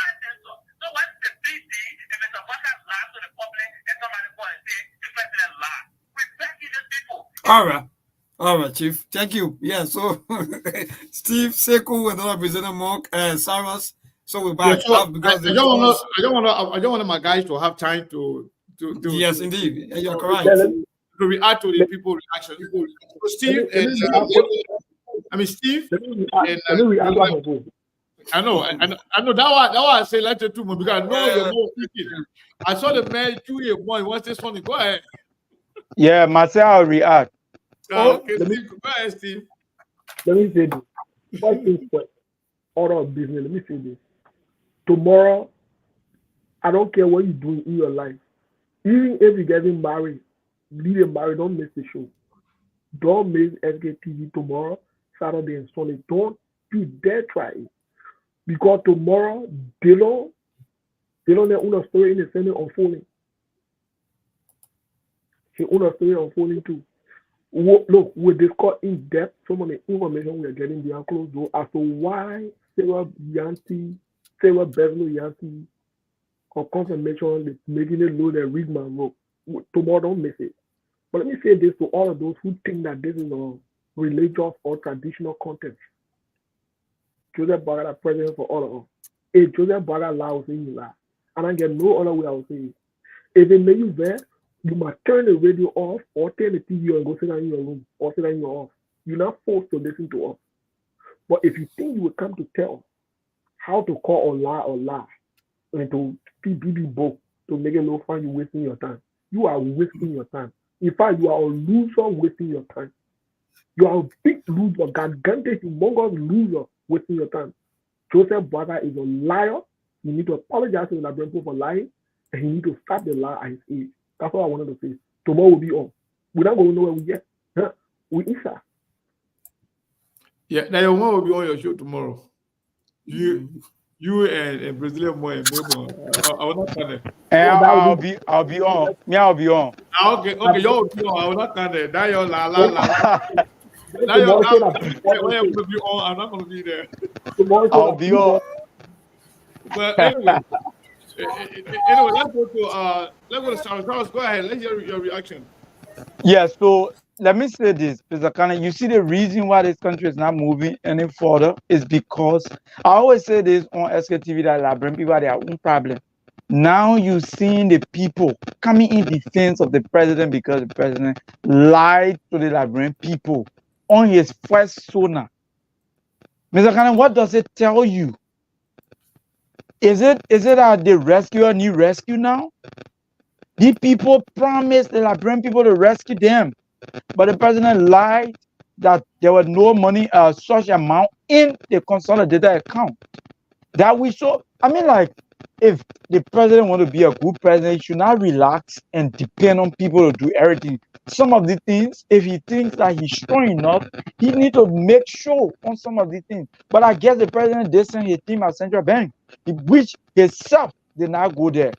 And we know that was the right thing, but these people lie. So, Mr. Kane, let the Labren people, especially the people that think that if we tell the president Baga that he lied, or Mr. Baga that he lied to the Labren people, it's a wrong thing. Like Steve said, let them go and hug the transformer, especially the way when rain falling. No, Mr. Kane, because the thing here is, Mr. Kane, you see the Labren people. Man, just say what you got to say. Don't tell people to go get themselves. Don't say that. Mr. Collins, the Liberian Don't people. say that. Don't tell anybody to I'm go not kill saying. Okay, I take that. Yeah. But the Liberian people need to understand that they need to understand. And one of the things is, President Boaga told us that his government is the government that will be accountable to the people. So Liberian people should stop being their own problem if we are holding them accountable, and they will hear it for the next 6 years. And the United Party government need to come up to the Liberian people and tell the Liberian people what the truth is. That we agree with you on that. So before we go to Monk, let me say this to all of you. We came here yesterday. We asked you guys to support us, get cell phones, 2 cell phones and a laptop. Up to now, we are still struggling to even get any money. But y'all let the news, y'all let the information, y'all let everything. If we can't get that money by the end of today, we're not coming on tomorrow. Steve said will not come on. The platform will not come on. We can get that money because you know what? Those guys that are working on the field, we don't pay them. We give them little compensation here and there, but they are not on any salary that they're expecting big money. But when they need equipment to work with, if we can't help with that, then we can't help with that. We just like the news. I don't think we're going to settle for that. I just wanted to add that. Since yesterday we started, we haven't gotten anything substantial that we can actually use to get cell phones and laptop. We have about 500 people here watching. And I've checked the Facebook, we have about, YouTube, you have more than 100 people watching there. So we cannot just sugarcoat everything. People, you know, this platform is not opposition platform. It's the Liberian people platform. So a lot of people here, they only want to hear the bad thing. You only want to hear people saying salty languages, you know, to the president. That's fine. That's what you like. Fine. Opposition are opposition. Government people are government people. The next time they see people in government, there will be opposition tomorrow. They always like to say things, negative thing about the next government. That's fine. But you can't be here getting all the information when you are asked to support, you can't support, but you always want all to come on every day. The other platforms don't come on every day. And we probably will not get any way of going to steal money to, you know, to support the platform. We didn't get out. And that's the fact. The opportunity. Some platforms, they will not come on 2 times a week. Sometimes they money was and the reason why they do that because they cannot afford to waste all their time every day for nothing. So you people helping us, help you get information. But if you cannot do that, but you expect us to come on every day. So someone is asking, I think Yvonne, right? Yvonne Bode Zubak. Yeah, so I think. Yeah, but it's easy. We said it. We have a cash app. We have Zelle. If you have, if you don't have any of those, if you're in Liberia, there you can get money to. We need 2 cell phones. Yeah, we say one of our cell phone. Even you don't got money, say you got cell phone, give it to them. We'll take it. You got laptop, give it to them. Smartphones, smart good phones. People are just. Yeah. So the other person. Yeah, the other person that you know he angry because we give information. You say the people should not give her anything. Well, we're not talking about you. Yeah. We're talking about the good people in here. Not you. So maybe because I feel I have about 2 more minutes to go before I go. Let me just say, Mong, you want to say something before we go? Before we leave the radio? Yes, I want to say something. You know, there is so troubling and disappointing from this government that's supposed to come in with accountability and clean hands. Can you imagine the people that are expecting a Boaga-led government to conduct audit across 3 branches of government, trying to put one of the biggest jackrabbit and Houdini trick right in front of the Liberian people in plain sight? That is laughable. You know, for me, I don't have expectation for the administration. I keep saying it from day one. I have said it on the show. The difference between Unity Party and CDC is Unity Party got sophisticated criminals and CDC got amateurs. That's just why it is. They knew exactly what they were doing. There was a Houdini trick that they thought people couldn't, people was sleeping at the wheels and they just couldn't get it, but that's just why it is. Let me give you another instance, Sekou. And I will be looking up at Joseph Boga. We don't need Joseph Boga taking drug tests. That's not what we want. We want accountability. We want Joseph Boga declaring his asset. We want Joseph Boga throwing some people on the bus because there's one of the biggest disgrace so far in less than a week. Can you imagine? Yeah. The central bank is a very pivotal to the economy. That's the banker's bank. That's the lender of last resort. The first thing you learn in 10th grade when they teach you about banking, the central bank. You talking about you never knew. That's what we call it, a consolidated account. We got a dual currency system in Liberia, Liberian dollar and the American dollar. You cannot come and play that kind of a trick on people. You guys knew exactly what you're doing. Let me give you one instance concerning the whole copper crash stuff. In 2018, Georgia nominated one Charles Gibson. That was Georgia intend to be the justice minister. Guess what? Charles Gibson was caught in the scandal with one, how they call the lady? They call her Frida Massa. For only 25,000. You know what he did? He got 25,000 and reported only $2,000. Hey man, maybe one of them stuff. I think they got to go now, so that's why you getting that. Yes. So noise. Anyway, yeah. Maybe thank you. Charles Gibson. I didn't get that part clearly. Yeah. Please go ahead. George's actual intent when he became president immediately was to appoint Charles Gibson to be the justice minister, right? Charles Gibson was caught in the scandal with Frida Mensah for 75 acres of land. And he ate the woman money, right? He played games with that lady and it was only 25,000. He got 25,000 and reported only $2,000. You know what George did? He wrote arbitrary and they withdrew his nomination. And he was suspended. He had to restitute the amount that was stolen before he could get reinstated by the High Court. So think about a copper crap. Yeah. That with a litany of criminal activity. Not only one, not only two, more than 3 or 4, wherein the ethics and the grievance committee found him culpable of those crimes. And still Joseph Boga is yet to withdraw his nomination. And Monk, even after that, do you know that the man had about 7 complaints against him at the Supreme Court? 7. Think about that. And so that why would Joseph Boga even come up with these kinds of nomination without doing their due diligence, without even vetting? I believe, had they vetted this guy through the proper means, they would have gotten this information. I believe they had the information, but they just want to hide it from the Liberian people and just pass everything on the water.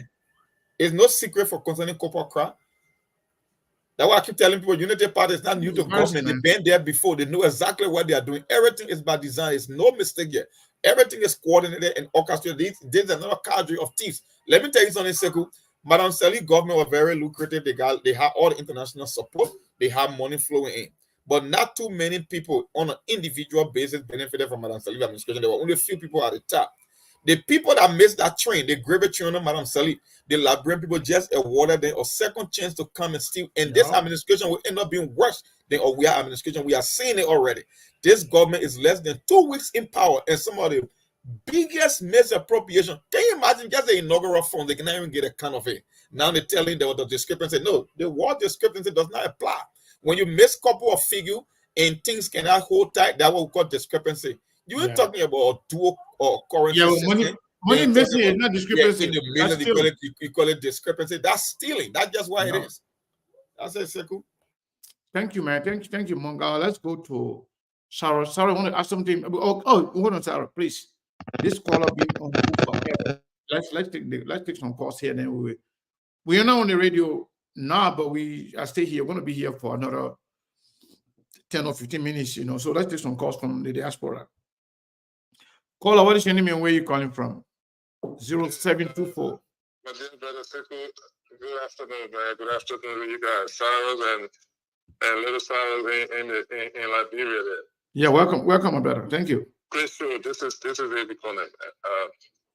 Abraham Corner, yeah. Go ahead, Abraham. Yes, it's great topic on the discussion. You guys are doing pretty great. But the 2 things that you're talking about, I just want to put a little bit of light on.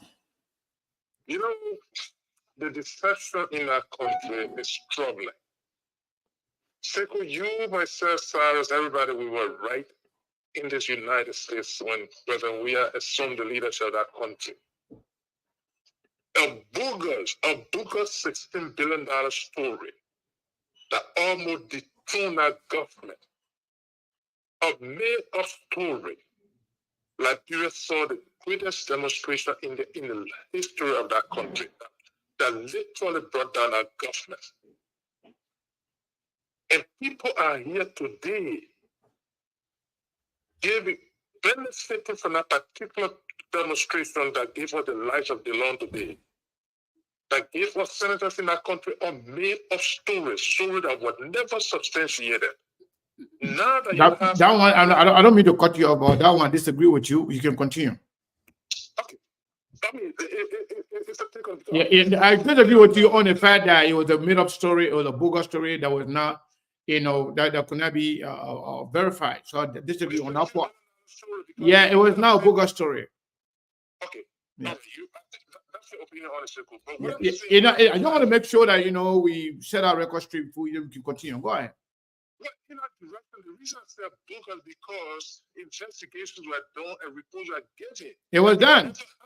Investigations were done, and three different investigations, and everything found Georgia government culpable for misusing. They call it misappropriation. Someone even call it a discrepancy, but everything pointed to the fact that George Weah and his government they misused the money. That's why we had excess of money in the country. Yeah, the $16 billion case, it was not a lie. No, it wasn't $25 Both $25 million and $16 billion was investigated by Crow report as well. We can go back to that another day. I just want to tell you, it was not a bogus allegation, and it was substantiated that yes, indeed, we had then stole the money. The point I was trying to drive at here is this: if you have an authentic situation right now, just on the government, that is glaring right there, where in the central bank is giving evidence, telling you that this is what we have on hand, and people are coming up right now to even give justification.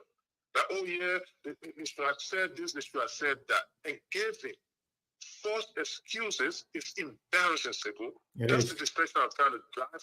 No, I agree with you on that. I mean, there's no justification for stealing. Please. Exactly.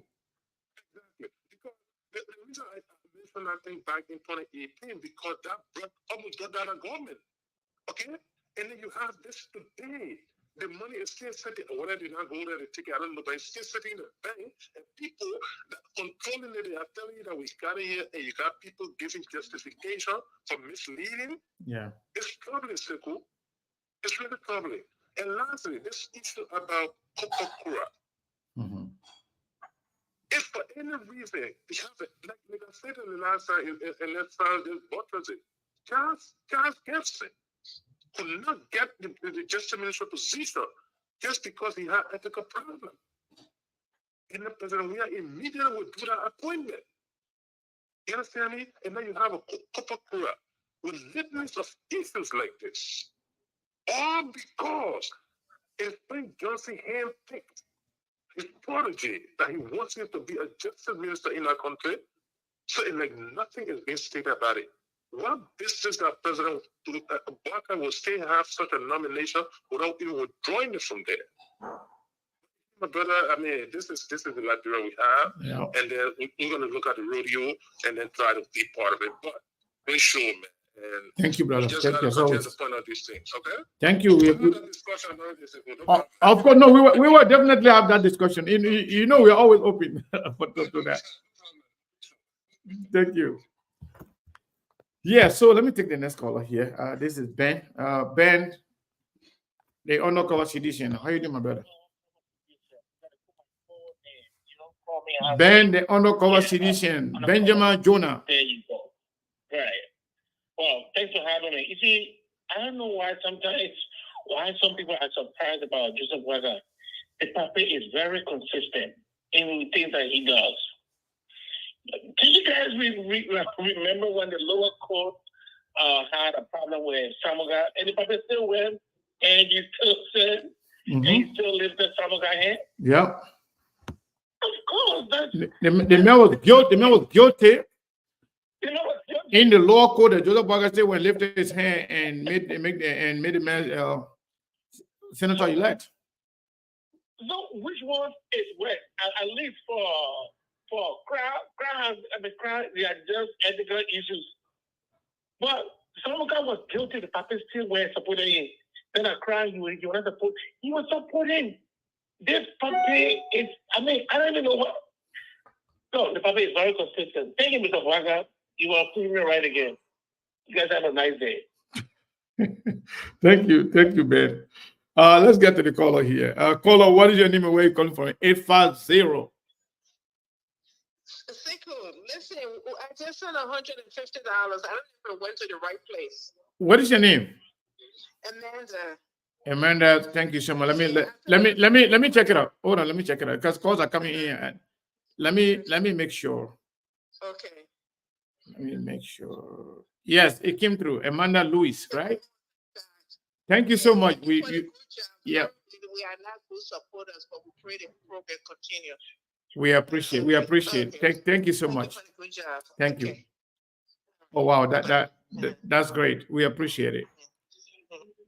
Yes, so our people, when we talk to them, they respond. We are here, we want to keep it real, we want to keep it 100%. We will hold Joseph Boakai government accountable, but we will not be a bunch of soul losers for people to consider us as a bunch of soul losers. Oh, because the people then lost the election, so everything about Joseph Boakai is bad. And then, all of a sudden, everything about George Weah now is good. No. George Weah government was a very bad government. George Weah government did not do right. That's why Joseph Boakai was elected. So Joseph Boakai testimony performance, Joseph Boakai lack of credibility, Joseph Boakai behavior to mislead the Liberian people will never be accepted by us. It will never support that. However, that does not in any way, shape, or form vindicate George Weah for the wrong thing that he did. If George Weah behavior and the government, whatever they did yesterday, if they were wrong yesterday, they stay wrong today. There are people here that I know that could not stomach SKTV when we were telling the truth about George Weah government and the bad things that were in Weah government. Now today they are here. They want us to dance to their drum beat because they are attacking Joseph Boakai government. You cannot use, in Liberia we say, you cannot beat your pepper in our mouth. Go and say whatever you want to say. We will only hold Joseph Boakai accountable for what he will do, what his government will do. But that is not in any way vindicate George Weah or somehow free up George Weah from the bad governance that he did. George Weah government was corrupt. George Weah government mismanaged the resources of our country. George Weah government did not even know where to start from. And this government is no different. It's even worse when it comes to starting up. They could not even organize a fitting inauguration. They are getting a run on everything from the start. But that doesn't mean that when Joseph Boakai government is performing so poorly from the start, it does not make we are to be good. No. We are still in search of good leadership in Liberia. We're not going to replace one incompetent and corrupt-minded people with another one. So like, my term, your term. That's the narrative they want to play here. Or because now Joseph Boakai is performing the way he's performing in first week, they're making a lot of mistakes. They could not even organize a good inauguration. And Joseph Boakai fainted at the inauguration. Everything is going bad for Joseph Boakai. That does not make we are good or we are government good. No. We are government is one of the worst things that ever happened to Liberia. And Joseph Boakai now is also following the same trend. I just want to be honest with all of us. Don't see some of the people here now thinking say they are good people. They do because they're not in government today. They're trying to make it look like, yeah, United Party is everything. They are the good one. No, they're not good. We are going to even be re-elected for a second term. We have government people that got no moral ground to say anything here. If you want to say anything, you should say it based on facts. But it doesn't mean that when Joe Baka is behaving bad, Joe Baka government is starting on the wrong footing. It means that Jowia was good. Jowia was never good. Jowia was never a good president. Jowia government was incompetent government. Jowia government was one of the worst government in our history because they were a bunch of novice, not knowing what they are doing, money eaters, who not focusing on what they can get the next day and care less about the future of Liberia. That's how we got here. But with Joseph Boakai performance now and behavior from Joseph Boakai government people now and their supporters, they are making people to forget about George Weah of yesterday. But it doesn't mean that because Joe Boakai started this way, all the bad things, George Weah did vanish from the book of history. No, we will still talk about it. Joe Weah was not a good president. Joe Weah government was bad. All the corrupt-minded people that were elected, they were in Joe Weah government.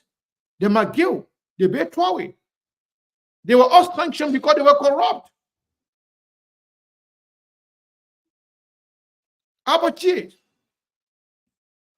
all these people, they are all seditions. They got sanctioned because they were corrupt, because they stole from the Liberian people. So because Joe Boakai is trying to steal today, that doesn't, erase what happened yesterday. We will talk about yesterday and talk about today. We can stay true, gum, and work at the same time. If Joseph Boakai is bad, it's bad. It doesn't mean that Joe Weah is good. No. George Weah was never a good president. Joe Weah government was one of the worst government in our history. And like Joseph Boakai trying to beat Joe Weah time. Liberia story has always been like that. Every day from worst to ridiculous.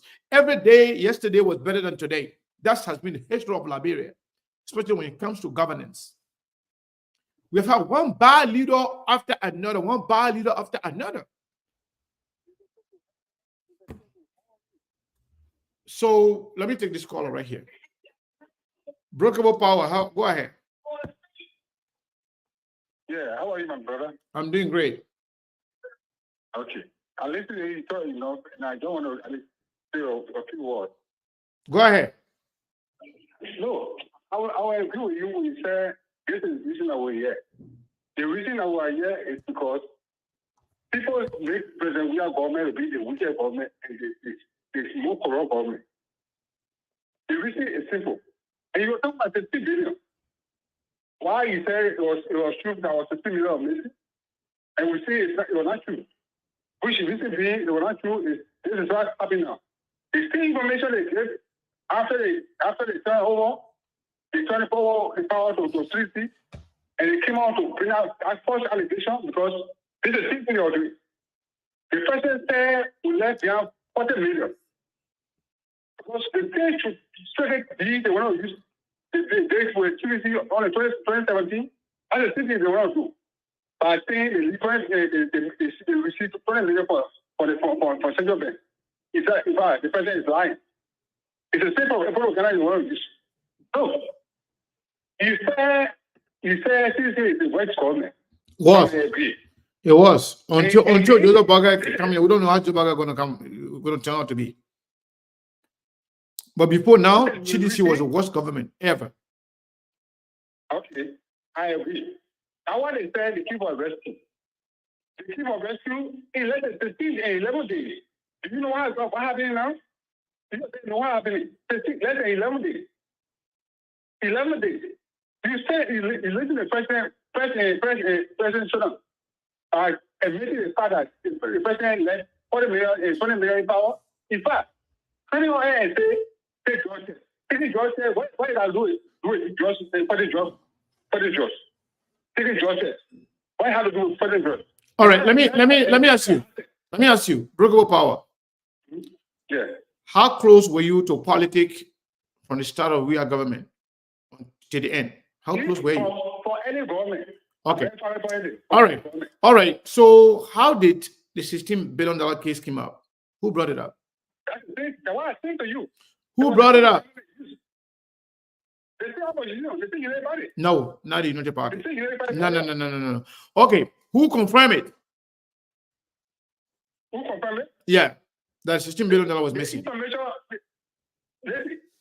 confirming issue was something that was misunderstood. Because the reason is... All right. Let me educate you a little bit. Just a little bit.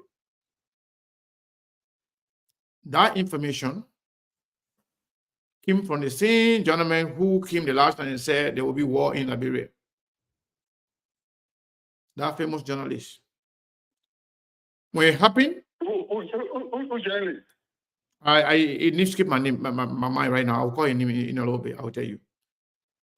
So, Len Eugene Nangbe went to the radio station and confirmed, in fact, when the person gave the figure they gave, say 15 million, then Eugene Nangbe went and said it was not even 15 million, it was 16 billion. He was the information minister.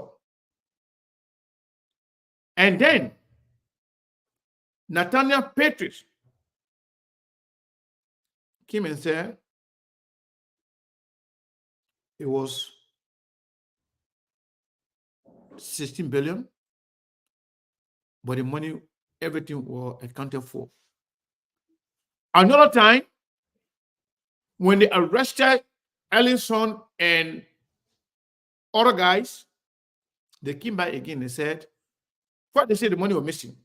They came back again, the same government, Georgia government, they came back again and said, oh, no money was missing. Everything is accounted for. Listen, everything is accounted for. It's a long story. No, it's not a long story because you guys can mislead the people. I want people to understand, to listen to what happened.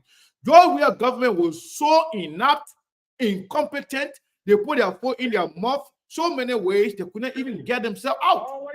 So nobody lied on them. Their incompetence and lack of leadership put them in a lot of trouble. In fact, Molba Molu, as the chairman of the party, said he saw the money in the pickup and he knows exactly where the money went. Molba Molu was the chairman of the city. No, listen. I don't want you guys to come here and lie on people. CDC government was incompetent. CDC government was corrupt. They didn't even know what to do. They were confused. They confused everybody, and their supporters were so blind to the extent that they couldn't even listen to reasonable voices. Everything you guys were doing, anybody who brought anything up, it was a Philip Brown. Thank you so much. So what I'm trying to tell you now, CDC government cannot say anything right now in terms of who's corrupt, who's not corrupt. Right now, the competition being between you people, CDC and the United Party, who is more corrupt. So forget about what happened to CDC. Let's talk about right now. Nobody should make comparison with CDC and the Unity Party. They're all bad. We have to make comparison. Okay, go ahead. Because the reason is this is the same federal government they use. The same line they on CDC. I mean, CDC lie on themselves. That's what I'm saying to you. The same line. In fact, Molba Molu say all the appointments we are making, all the women that you appointed, is stable, all of them. That one the United Party put did it.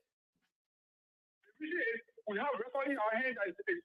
CDC self-destroy, so you shouldn't put that one on anybody. But thank you, man. Let me take this caller right here. Caller, what is your name? What is your name? Where are you calling from? This is Bokai. I'm calling from Wallowa, Iowa. Go ahead. Yeah, I have a few points to make here. Go ahead. I want for one of the points here is the inauguration. Then I heard you saying that the inauguration was a failure and so on, blah, blah, blah, blah. But let me just put maybe a little sense into this. The inauguration was organized by two separate people. We have the inaugural committee from Unity Party, and we have the sitting government who were responsible to organize the inauguration. So anything that went on, you found out about 60% of the organization was in the hand of the sitting government. A sitting government that was not even responding to the inaugural committee to work together. So at the end of the day, you expect that something, for me, I said it over and over on social media, that something was going to happen during the inauguration. And if anything did not happen, it would be by God's grace. And indeed, something terrible happened. So we cannot say that Joe Walker government failed on that inauguration.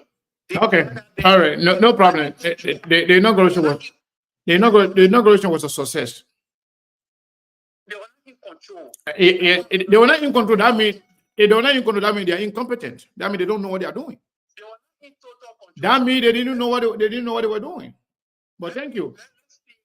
No, thank you. Let me go back to Breakable Power because we cut him off. You know, I want you to conclude. Yeah, I'll conclude in less than 3 minutes. Go ahead. Look, you know what I have it for?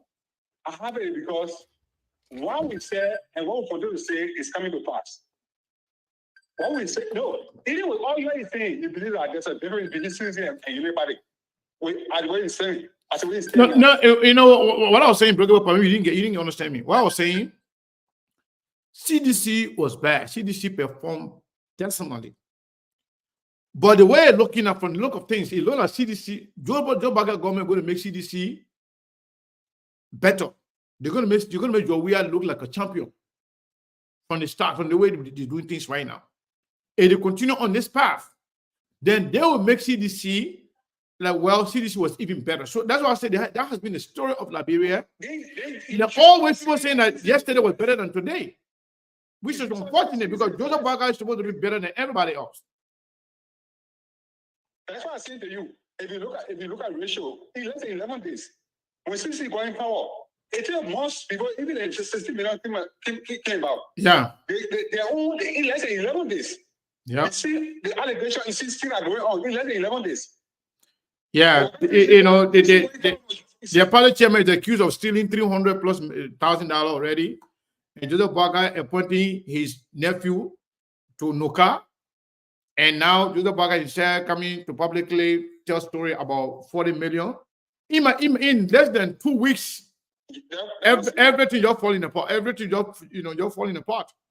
No, simple. Let me say, the old man, like I was saying, the old man had a decision for himself. The old man doesn't have a decision for himself. That's what's coming off clearly now.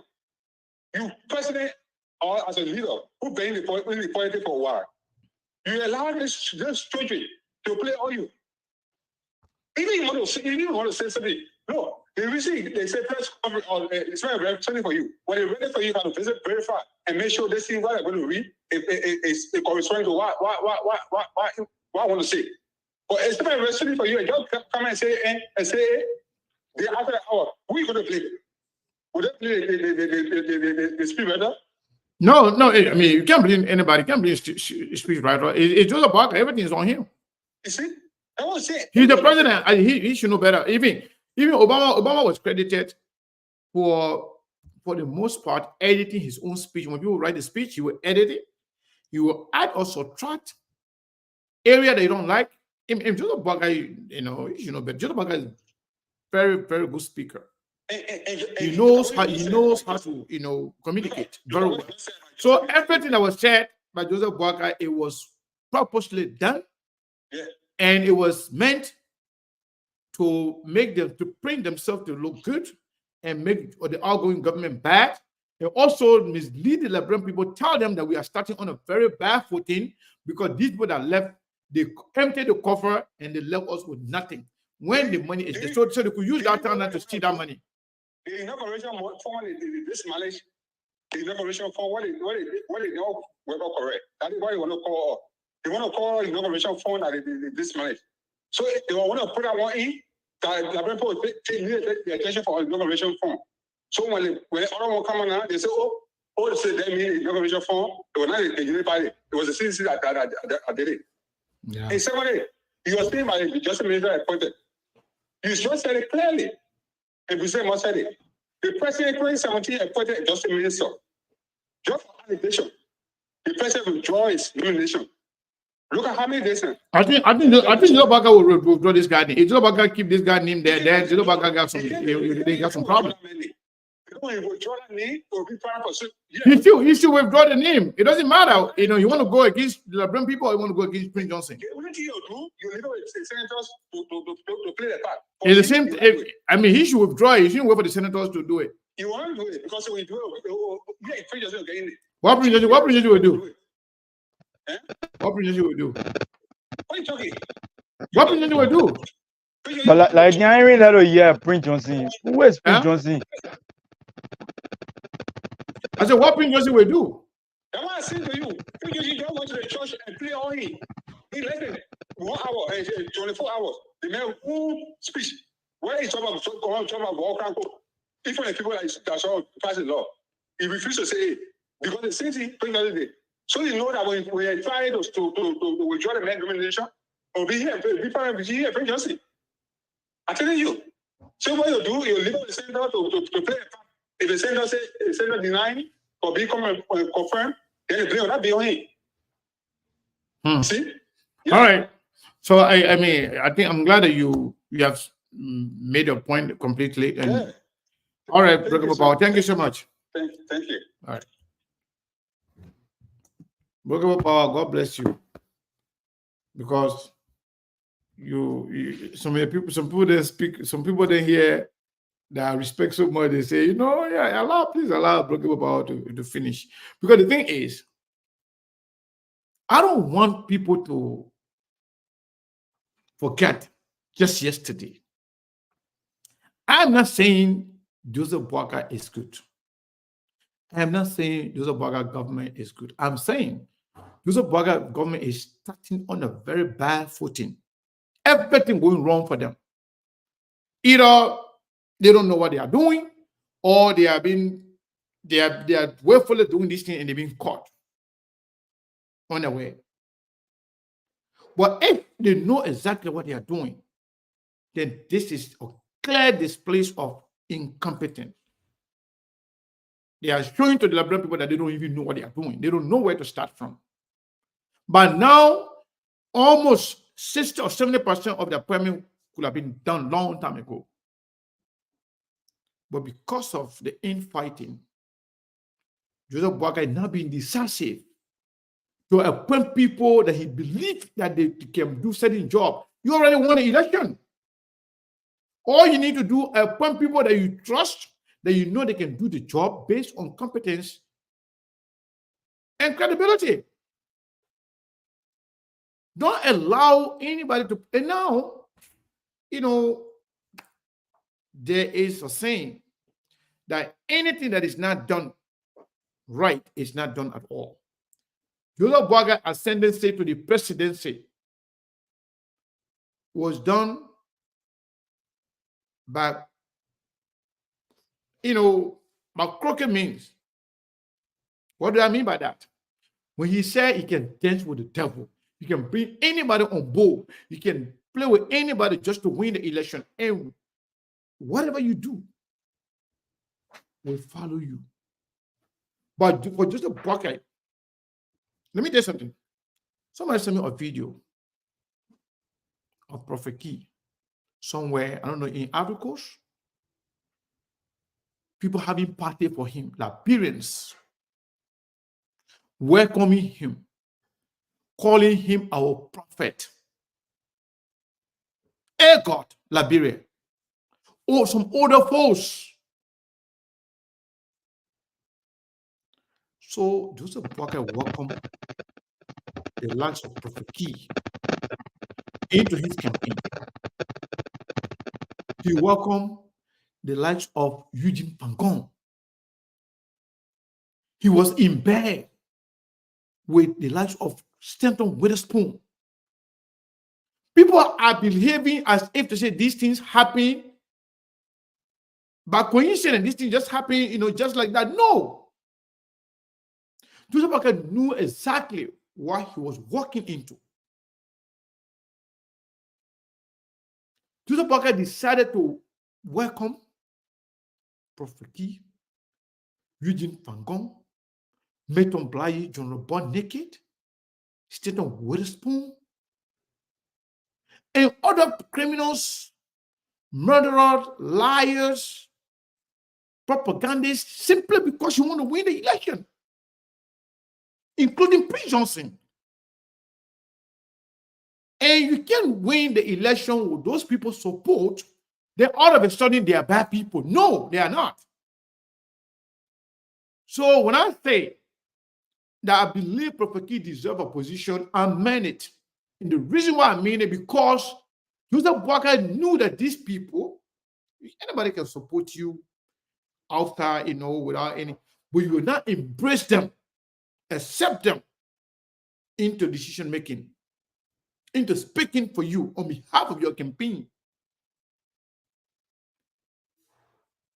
After Stanton was convicted, Joseph Walker stayed in bed with Stanton, even after Joseph Walker was elected. Stanton then got a stake in deciding who to be in what position. That's why they're giving him hard time. Because he accepted everybody, he embraced all those people then simply because he wanted to win the election. Do you know why Sarah Beslow is being attacked every day? Because Stanton and group, they don't want Sarah Beslow. They have somebody to be Minister of Foreign Affairs. Oh, they gave me Joseph Parker hard time. Nobody gave me Joseph Parker hard time. Joseph Parker deserves what he is getting right now. Even from Prince Johnson. Joseph Parker went to Prince Johnson, and Prince Johnson told him what he wants. And Joseph Parker says, okay. So now, after winning the election, now then you want to say, oh, Prince Johnson is a bad person. Prince Johnson might not be the one dictating to. No, Prince Johnson must dictate, because that was the agreement. Prince Johnson selected the vice president. When he said it publicly, we all heard it. So if the man can be so powerful to choose the vice president, then you got problem with the man choosing the justice minister. Come on now, let's be honest. Let's be honest to ourselves. Prince Johnson was the one that selected the vice president, and he went publicly. In fact, Prince Johnson was the one that pre-announced the vice presidential pick for Joseph Nimba Parker before even they did it, right? He said Rescue 2 is coming from Nimba County. Prince Johnson announced it. And after everything, Prince Johnson went publicly on radio and said how he dissuaded Joseph Nimba Parker from picking Nyombli and Costa and other people. How he persuaded him to picking John Mayakun. So if Prince Johnson can be powerful enough and you celebrated that, rescue 2, rescue this, rescue that, you did all of that. Euphoria, you are so happy, so excited to have received Prince Johnson pick for vice president in your cycle. And you campaign vigorously for this person. Then you have problem. I only have problem with the character, but I don't have problem with Prince Johnson being the one to select, because you know what? That's what Joseph Parker said he won. Prince Johnson selected the vice president, the next person to be president. Then I got Prince Johnson selecting justice minister. Prince Johnson will choose the NSA director. We told you Prince Johnson said he needed 3 positions. You know, the defense ministry, justice ministry, the NSA, he said he wanted. And that's why Joseph Parker is struggling. And he must go Prince Johnson's way. But how Prince Johnson will take defense ministry when Parker venir appointing Major General Prince Johnson? They're still fighting. Yeah, but the appointment list is up. So yeah, but instead fighting any other list or any Jonathan list, Jonathan Massacre list or up as well, yeah. was withdrew. My thing is, why is it that Prince Johnson won the security sector? That is my thing. Because Knowing his track record. Because the Prince Johnson government. No, you can say that Mr. Cannon, this is not Prince Johnson government. I think Bwaka need to use his decisive mentor. He's an old man. People know him. People say he's a man of that decisive mindset, but now Joseph Baka finna appoint the whole government. The things were going to go Joseph Baka way. Let me tell you something. If it was going Joseph Baka way, all those young guys that be sidelined, but now they would have been in position long time ago. I don't want to call their name. I don't want to call them because some of them may not even like me to call their name. But most of the young guys that were in the panel. Oh no, don't do that, please. Don't do that. Stop it. Stop calling them. Yeah, all those young people there, we're gonna leave with Joseph Parker by night. But Prince Johnson, they were making the decision. So people should not be surprised to see Prince Johnson appointing Justice Minister when you allow Prince Johnson to appoint the Vice President with the Minister Joseph Parker. You don't see nothing here. At the end of the day, Prince Johnson is going to be running the country because the president. Yeah, I know. And not in the true decision feature. But the Labram people requested for this. Yeah. What Sarah is saying, perhaps we are all not cognizant of it. The fact that a nominee somebody has been selected for defense ministry in person of Prince C. Johnson.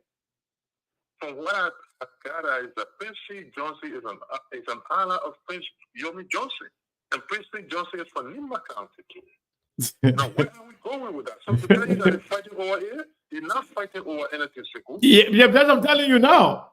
Some people got problem with that. So here's the thing that we're driving home. If you're gonna have a justice minister from the same group, you got a defense minister from the same group, and you're telling me that the person is still fighting, Prince Joseph is fighting to get an NSA director? Yeah. More scary than that. So that means, remember we told you here that Prince Johnson want Nimba to have justice ministry, defense ministry, and NSA director. And Prince Johnson going to get all of them.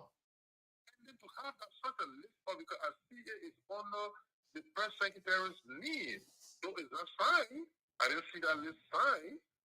Whether it's signed or not, an official because I have not gone to the National website to see that. Which one? Is it new list? Yeah, sorry, on your page, Oh, okay.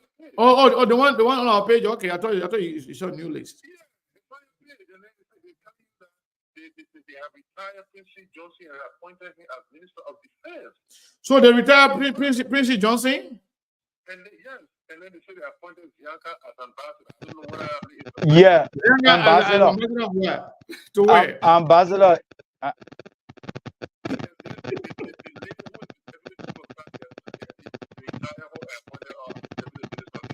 Oh, you know what? It's on SKTV though. You know. That's what I can tell people. People can say, I don't can put everything on SKTV. and this is like 1 hour ago. Because we were on the show, I didn't even see it. I'm just seeing it right now when you guys talking to me. Yeah. The listing actually came out, and the listing is authentic. Abraham, that things can go on because we have a team, right? All what they do, they want to make sure the information is correct. They will put it there. Yeah, I don't even know what was there because while on the show, it went there. So okay, that is to tell you, this guy was not the choice. This Prince C. Johnson is saying that was not the first choice for Joseph Boakai. I'm just telling you now. So, if you're going to have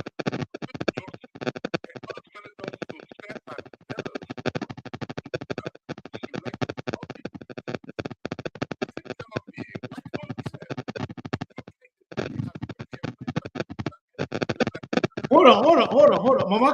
Mama, Minister of State without portfolio?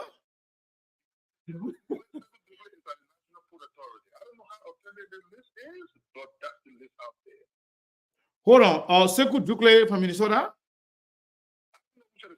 I think I hear. So go through that list, but here's the thing. Anyway, but if that's a person too, let me tell you, I'm seeing some name here. Some of the people.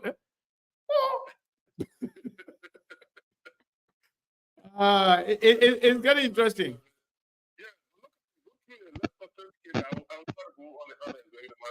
All right. No problem. I'll try to confirm it too. So let me read this thing here. I just seen it. I want to show our team, regarding information. I don't know whether I'm sure they confirm it. Cyrus is joining me, and I got to meet you when I'm talking. So I'm saying this one. I say President Boakai makes additional appointments in government. The President of the Republic of Liberia, His Excellency Joseph Nima Boakai, Sr., has nominated additional officials to positions in government, offering the Ministry of State on the National Port Authority, National Investment Commission, Ministry of Defense, as well as Armed Forces of Liberia and the office of the President. The nominees include Madam Mamaka Belete, Minister of State without portfolio. Wow, Ministry of State. Mr. Samuel Stigwa, Minister of State. Hold on one second.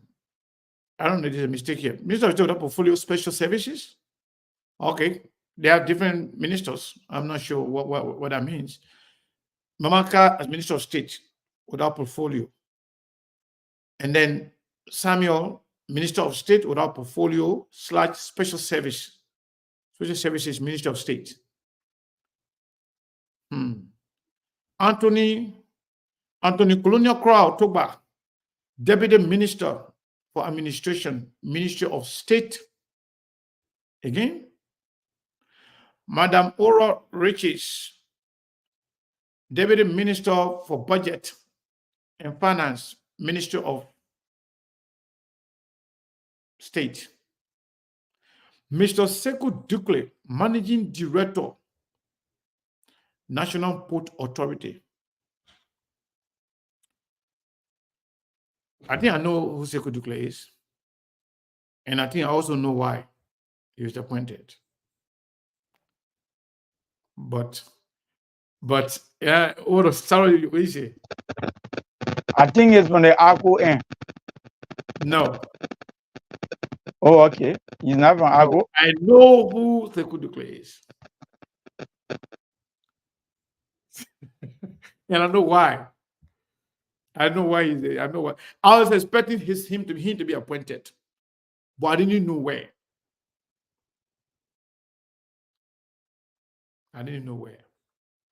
But it's okay. Since we're just getting these names, we'll have time to talk about them in the days to come. Well, hold on. My friend want to say something. My man, what's up? What's going on? I just want to tell you why he was appointed. Why?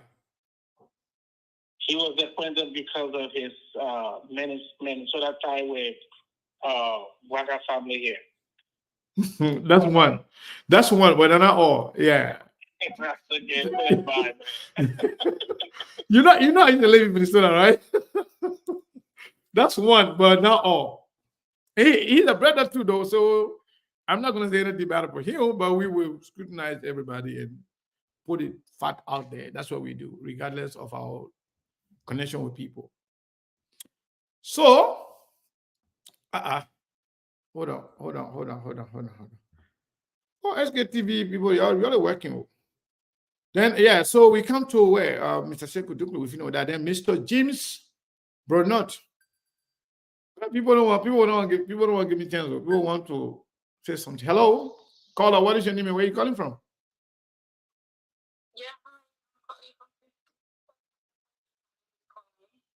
Pauline, how are you? Good. Thank you.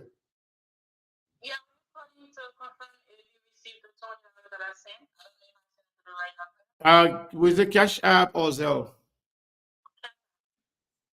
And your name is Pauline, right?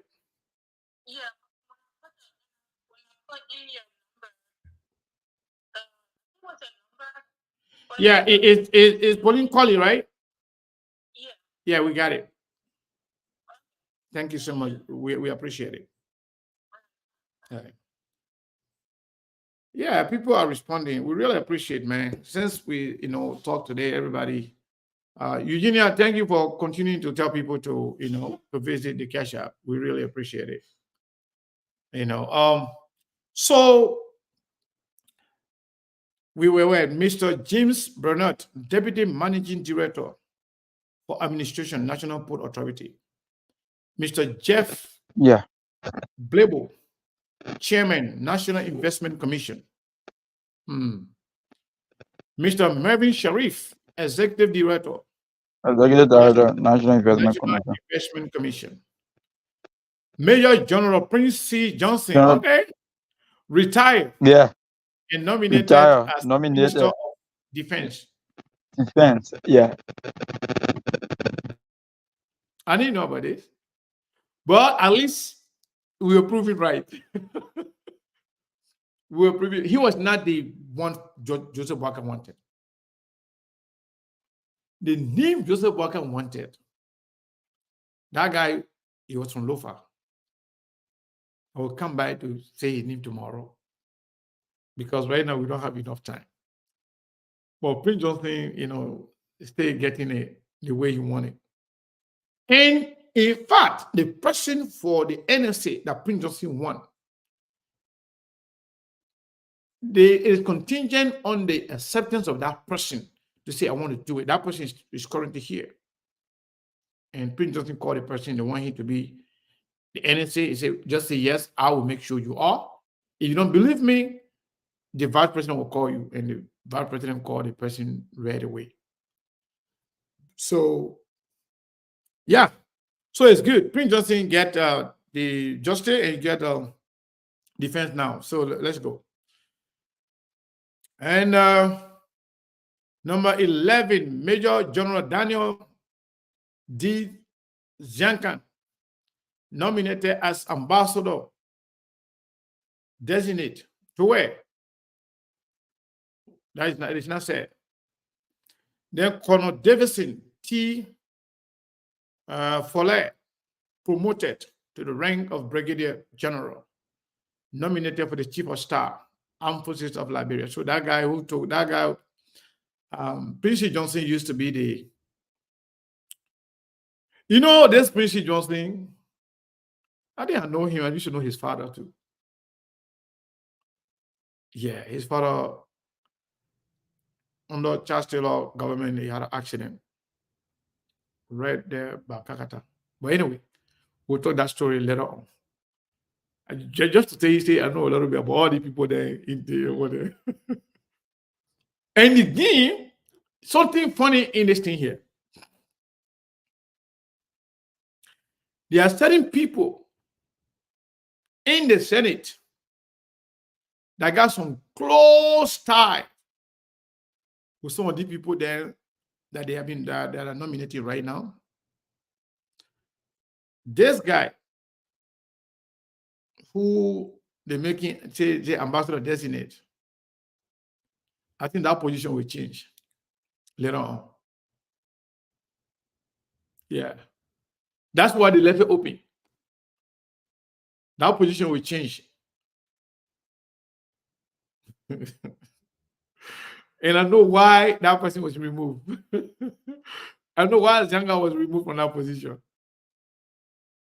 There will be a backlash on this nomination from among themselves, because I knew the discussion that was ongoing behind the scene. on the defense minister position. I'm telling you. And then they said Mistress Maury Yodi Numa, Executive Assistant Office, Executive Assistant Office of the President, Ministry of State. I don't know what that means. Executive Assistant. For what thing? Just executive. Yeah. No, this is it. Miss Marie Yandu Nima, Executive Assistant, Office of the President, Ministry of State. No, they say Office of the President, Ministry of State for Presidential Affairs.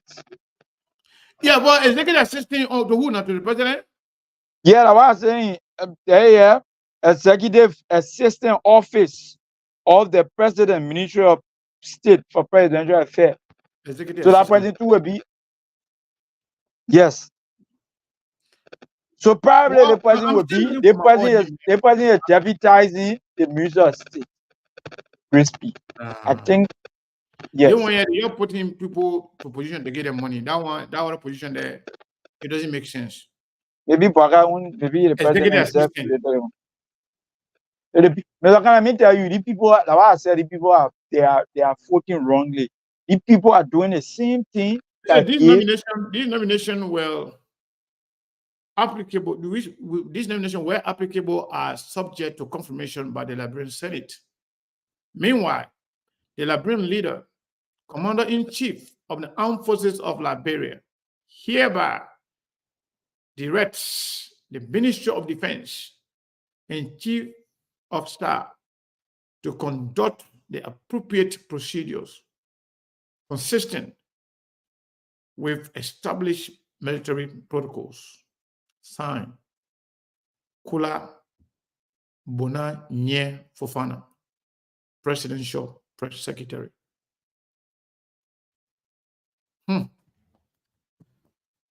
Well, okay, Abraham, I think Abraham confirmed it is already at the executive mansion site, so it's confirmed. We from Nimba, I'm clapping for us. We got the justice, we got the defense, and we're going to get the NSA too. So from there now, then we'll take the presidency after Joseph Mapaka there. No. Mr. Khan, so the thing that Nimati you will be doing. Yeah, Nimati, but wait now, and you have the Southeast team. We can add a Nimati 1 or 2, nothing wrong with that. But honestly speaking, I'm not surprised by, the only name that surprised me is that person what they put over there say executive assistant. That's nothing. That's not position. That's just putting somebody there for anything. Executive assistant. Anyway, the same thing that is office of the president. That one is just kind of position for money eating. Otherwise, it means nothing. Well, anyway, I want to say thank you to all of you for continuing to follow and support SKTV. So I want to make sure even though some person I'm not call their name out, since we say we're going to ask the people then to do something, one about 2 cell phones and a laptop. So here on the Cash App, here I have $426. So on Zelle, I don't want to make sure I report all the money that we get so that people who donated the money they can know. And what's going on here? On Zelle we got $95. Okay, and then the other Cash App. We have 2 different Cash App. Yeah, the other Cash App, we have $30 there. So I want to say thank you to everybody. Even though this may not be enough, but at least you are showing, commitment and support to SKTV. We really, really appreciate it. To get a laptop, we may not get the standard that we want, like here, but at least let's have something to work with. We need that laughter in Liberia. So sometimes, even if we are not on here, they can be there on the show, bringing you latest information on the ground. It's important. And 2 of our reporters, they don't have cell phone right now because of the fact that, the cell phone got broken and they could not afford. So the little thing you guys are sending to us right now, you don't know how much we appreciate it. But yes, Cyrus, unless you have something to say, it's about time to leave. So let me say thank you to all the people who donated to SKTV. Please keep doing that because SKTV is here to stay, and SKTV is the only balanced media platform in the country right now. And also, do not forget to keep supporting SKTV. We need our own radio and our own TV. Because the thing is, we want when we're firing, we want nobody to take off the radio or anybody. That one will not say our own thing we're doing. That one is good to have your own.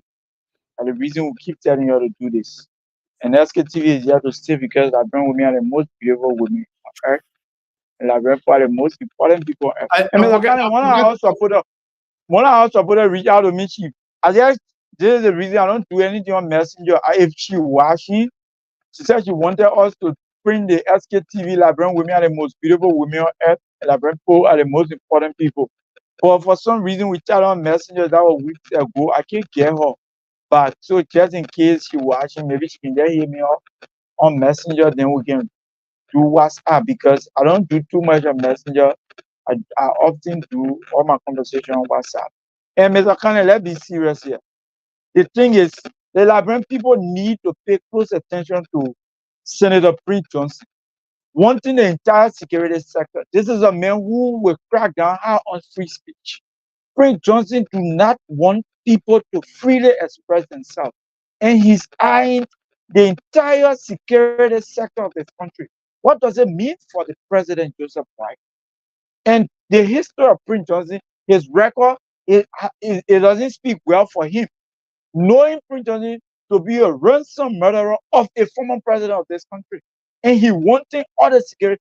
This is something that should be raising high alarm to the President Joseph White and people who are around the president. And to the Liberian people as well. To the media institutions, the media outlets. There should be things that would raise serious concern. Because there's a kind of, if you have, let me tell you, SKTV has been noted for has been a victim of Prince Johnson's serious criticism.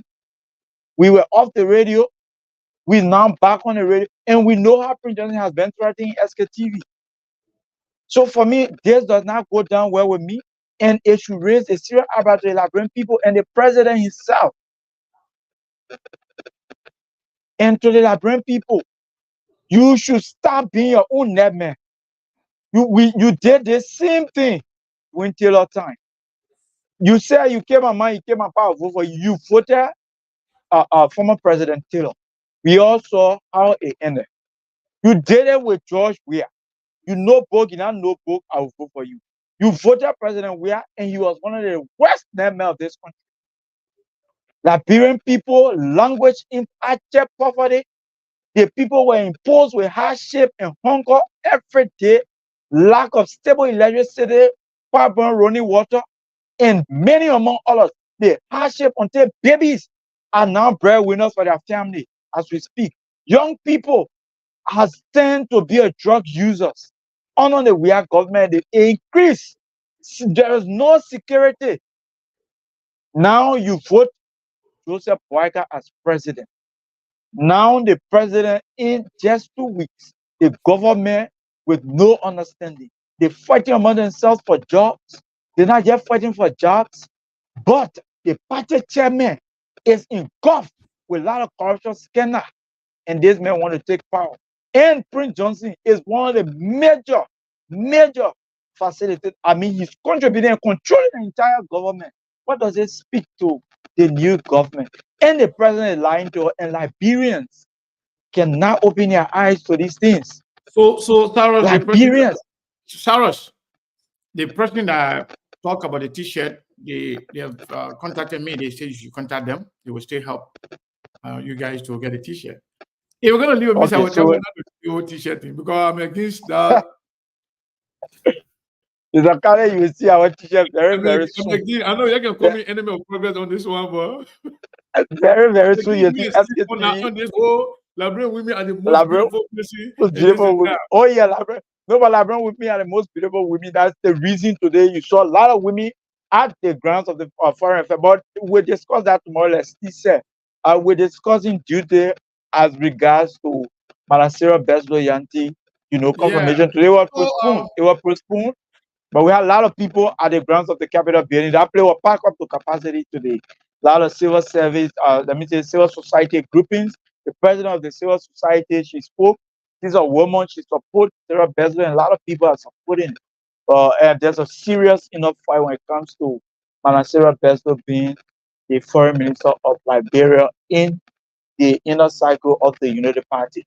So there's serious internal wrangling as we speak. But that will be conversation for tomorrow. But let me say this, Mr. Khan, I need to really be doing my job. Sometimes we can get carried away. Like me being looking at my phone all the time while the show is going on. But sometimes we can be into the show somewhere. I don't even have time to look at my phone. The information about the whole nomination came to me a long time ago while we were on the show, before it even was posted on SKTV. And some of our sources, they were right on a lot of different information. We talked about them already, but we will digest some of this information tomorrow. And I can guarantee you that the government of Liberia, the new government, they're paying serious attention to SKTV. And they care about what we discuss here. So that's why I've said this before, and I will say it again. We are not opposition platform. We are platform for the Liberian people. We will say the truth about the government, right or wrong. And we will always defend when somebody try to lie on them simply because you just want them to look bad. We're not going to support that. But every time something is going on, we'll report it. We don't care how the government people are going to feel about that. We'll report it. And we'll always make attempt to call them to collaborate our information. Whether they can confirm it or deny it, we will always try. That's why we are trying, we have and we stay trying to establish communication with as much as we can with the government people, so that we can say, you guys are running with stuff, running with information, you're not asking questions and this and that, the KDC accused us. And we have record communication between me and Pangon when he was Minister of Information, Deputy Minister of Press and Public Affairs. I also have documentation, communication with Len Eugene Nangwe on the same reasons. We told them, we reached out to them over and over. When you guys have information, bad or good, share with everybody, all media institutions, so that we can have two sides of the story. There are people that are going to criticize you guys no matter what. If you have your side presented, people will have, a second thought. But they didn't do a good job with that. CDC was very bad with their PR. They were very selective, and they were cherry picking where to send information, even if the right information. And they think that people that are already supporting them will actually help them. Platform that criticizes your government, their way you should be sending information so that people can get your side of the story. So they can't have one-sided story all the time. But they didn't do a good job with that. I hope Boakai government will learn from the mistake of the CDC so they can do a good job with that, making sure that they disseminate information properly into all media institutions, regardless of their position. Cyrus, I want to say thank you to all our supporters. viewers, well wishers. So the two biggest donors today are the other person. I don't know whether she will allow me to call her name, but there are two female. The lady that called, I want to say thank you to her so much. I donated 150, and somebody else also who always donating money to SKTV. That person almost always will ask for support. You know, the least he can send to all be $50, but that person sent $100 today. So I want to say thank you. And that I got the money already, but just wanted to point to those two people who were the biggest donor. And those that gave $20, $10, we appreciate you. It doesn't matter how much you give us. If everybody could do the same thing, trust me, would that be where we are right now? But now we're getting that. But you know, we'll wait till tomorrow again. Once Friday, people always commit to, you know, donate to SKTV on Friday. So maybe some people take pay on Friday. Those of you who did it today, we appreciate it. If you haven't done it, tomorrow we look forward to it. But every single penny you give us, we appreciate it. It doesn't matter the amount. The one that gave us the biggest amount, we will recognize them with 10 and thank you as well. But it doesn't mean we are discounting the ones that are giving us the little amount. Everything is important to us. Saros, unless you have anything to say other than that, we can cut it a day.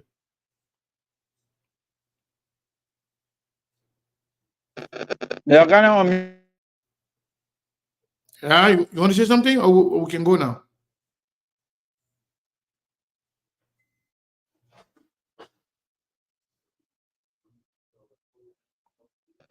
I am muted.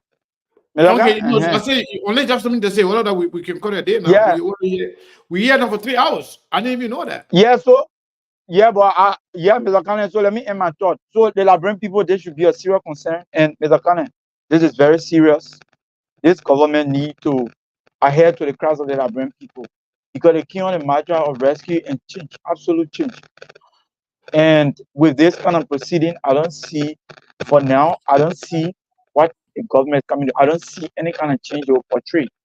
Well, because the mistakes are too many and it's very early for it. But again, the Liberian people requested this. And now you see the very Liberian people are the ones defending it.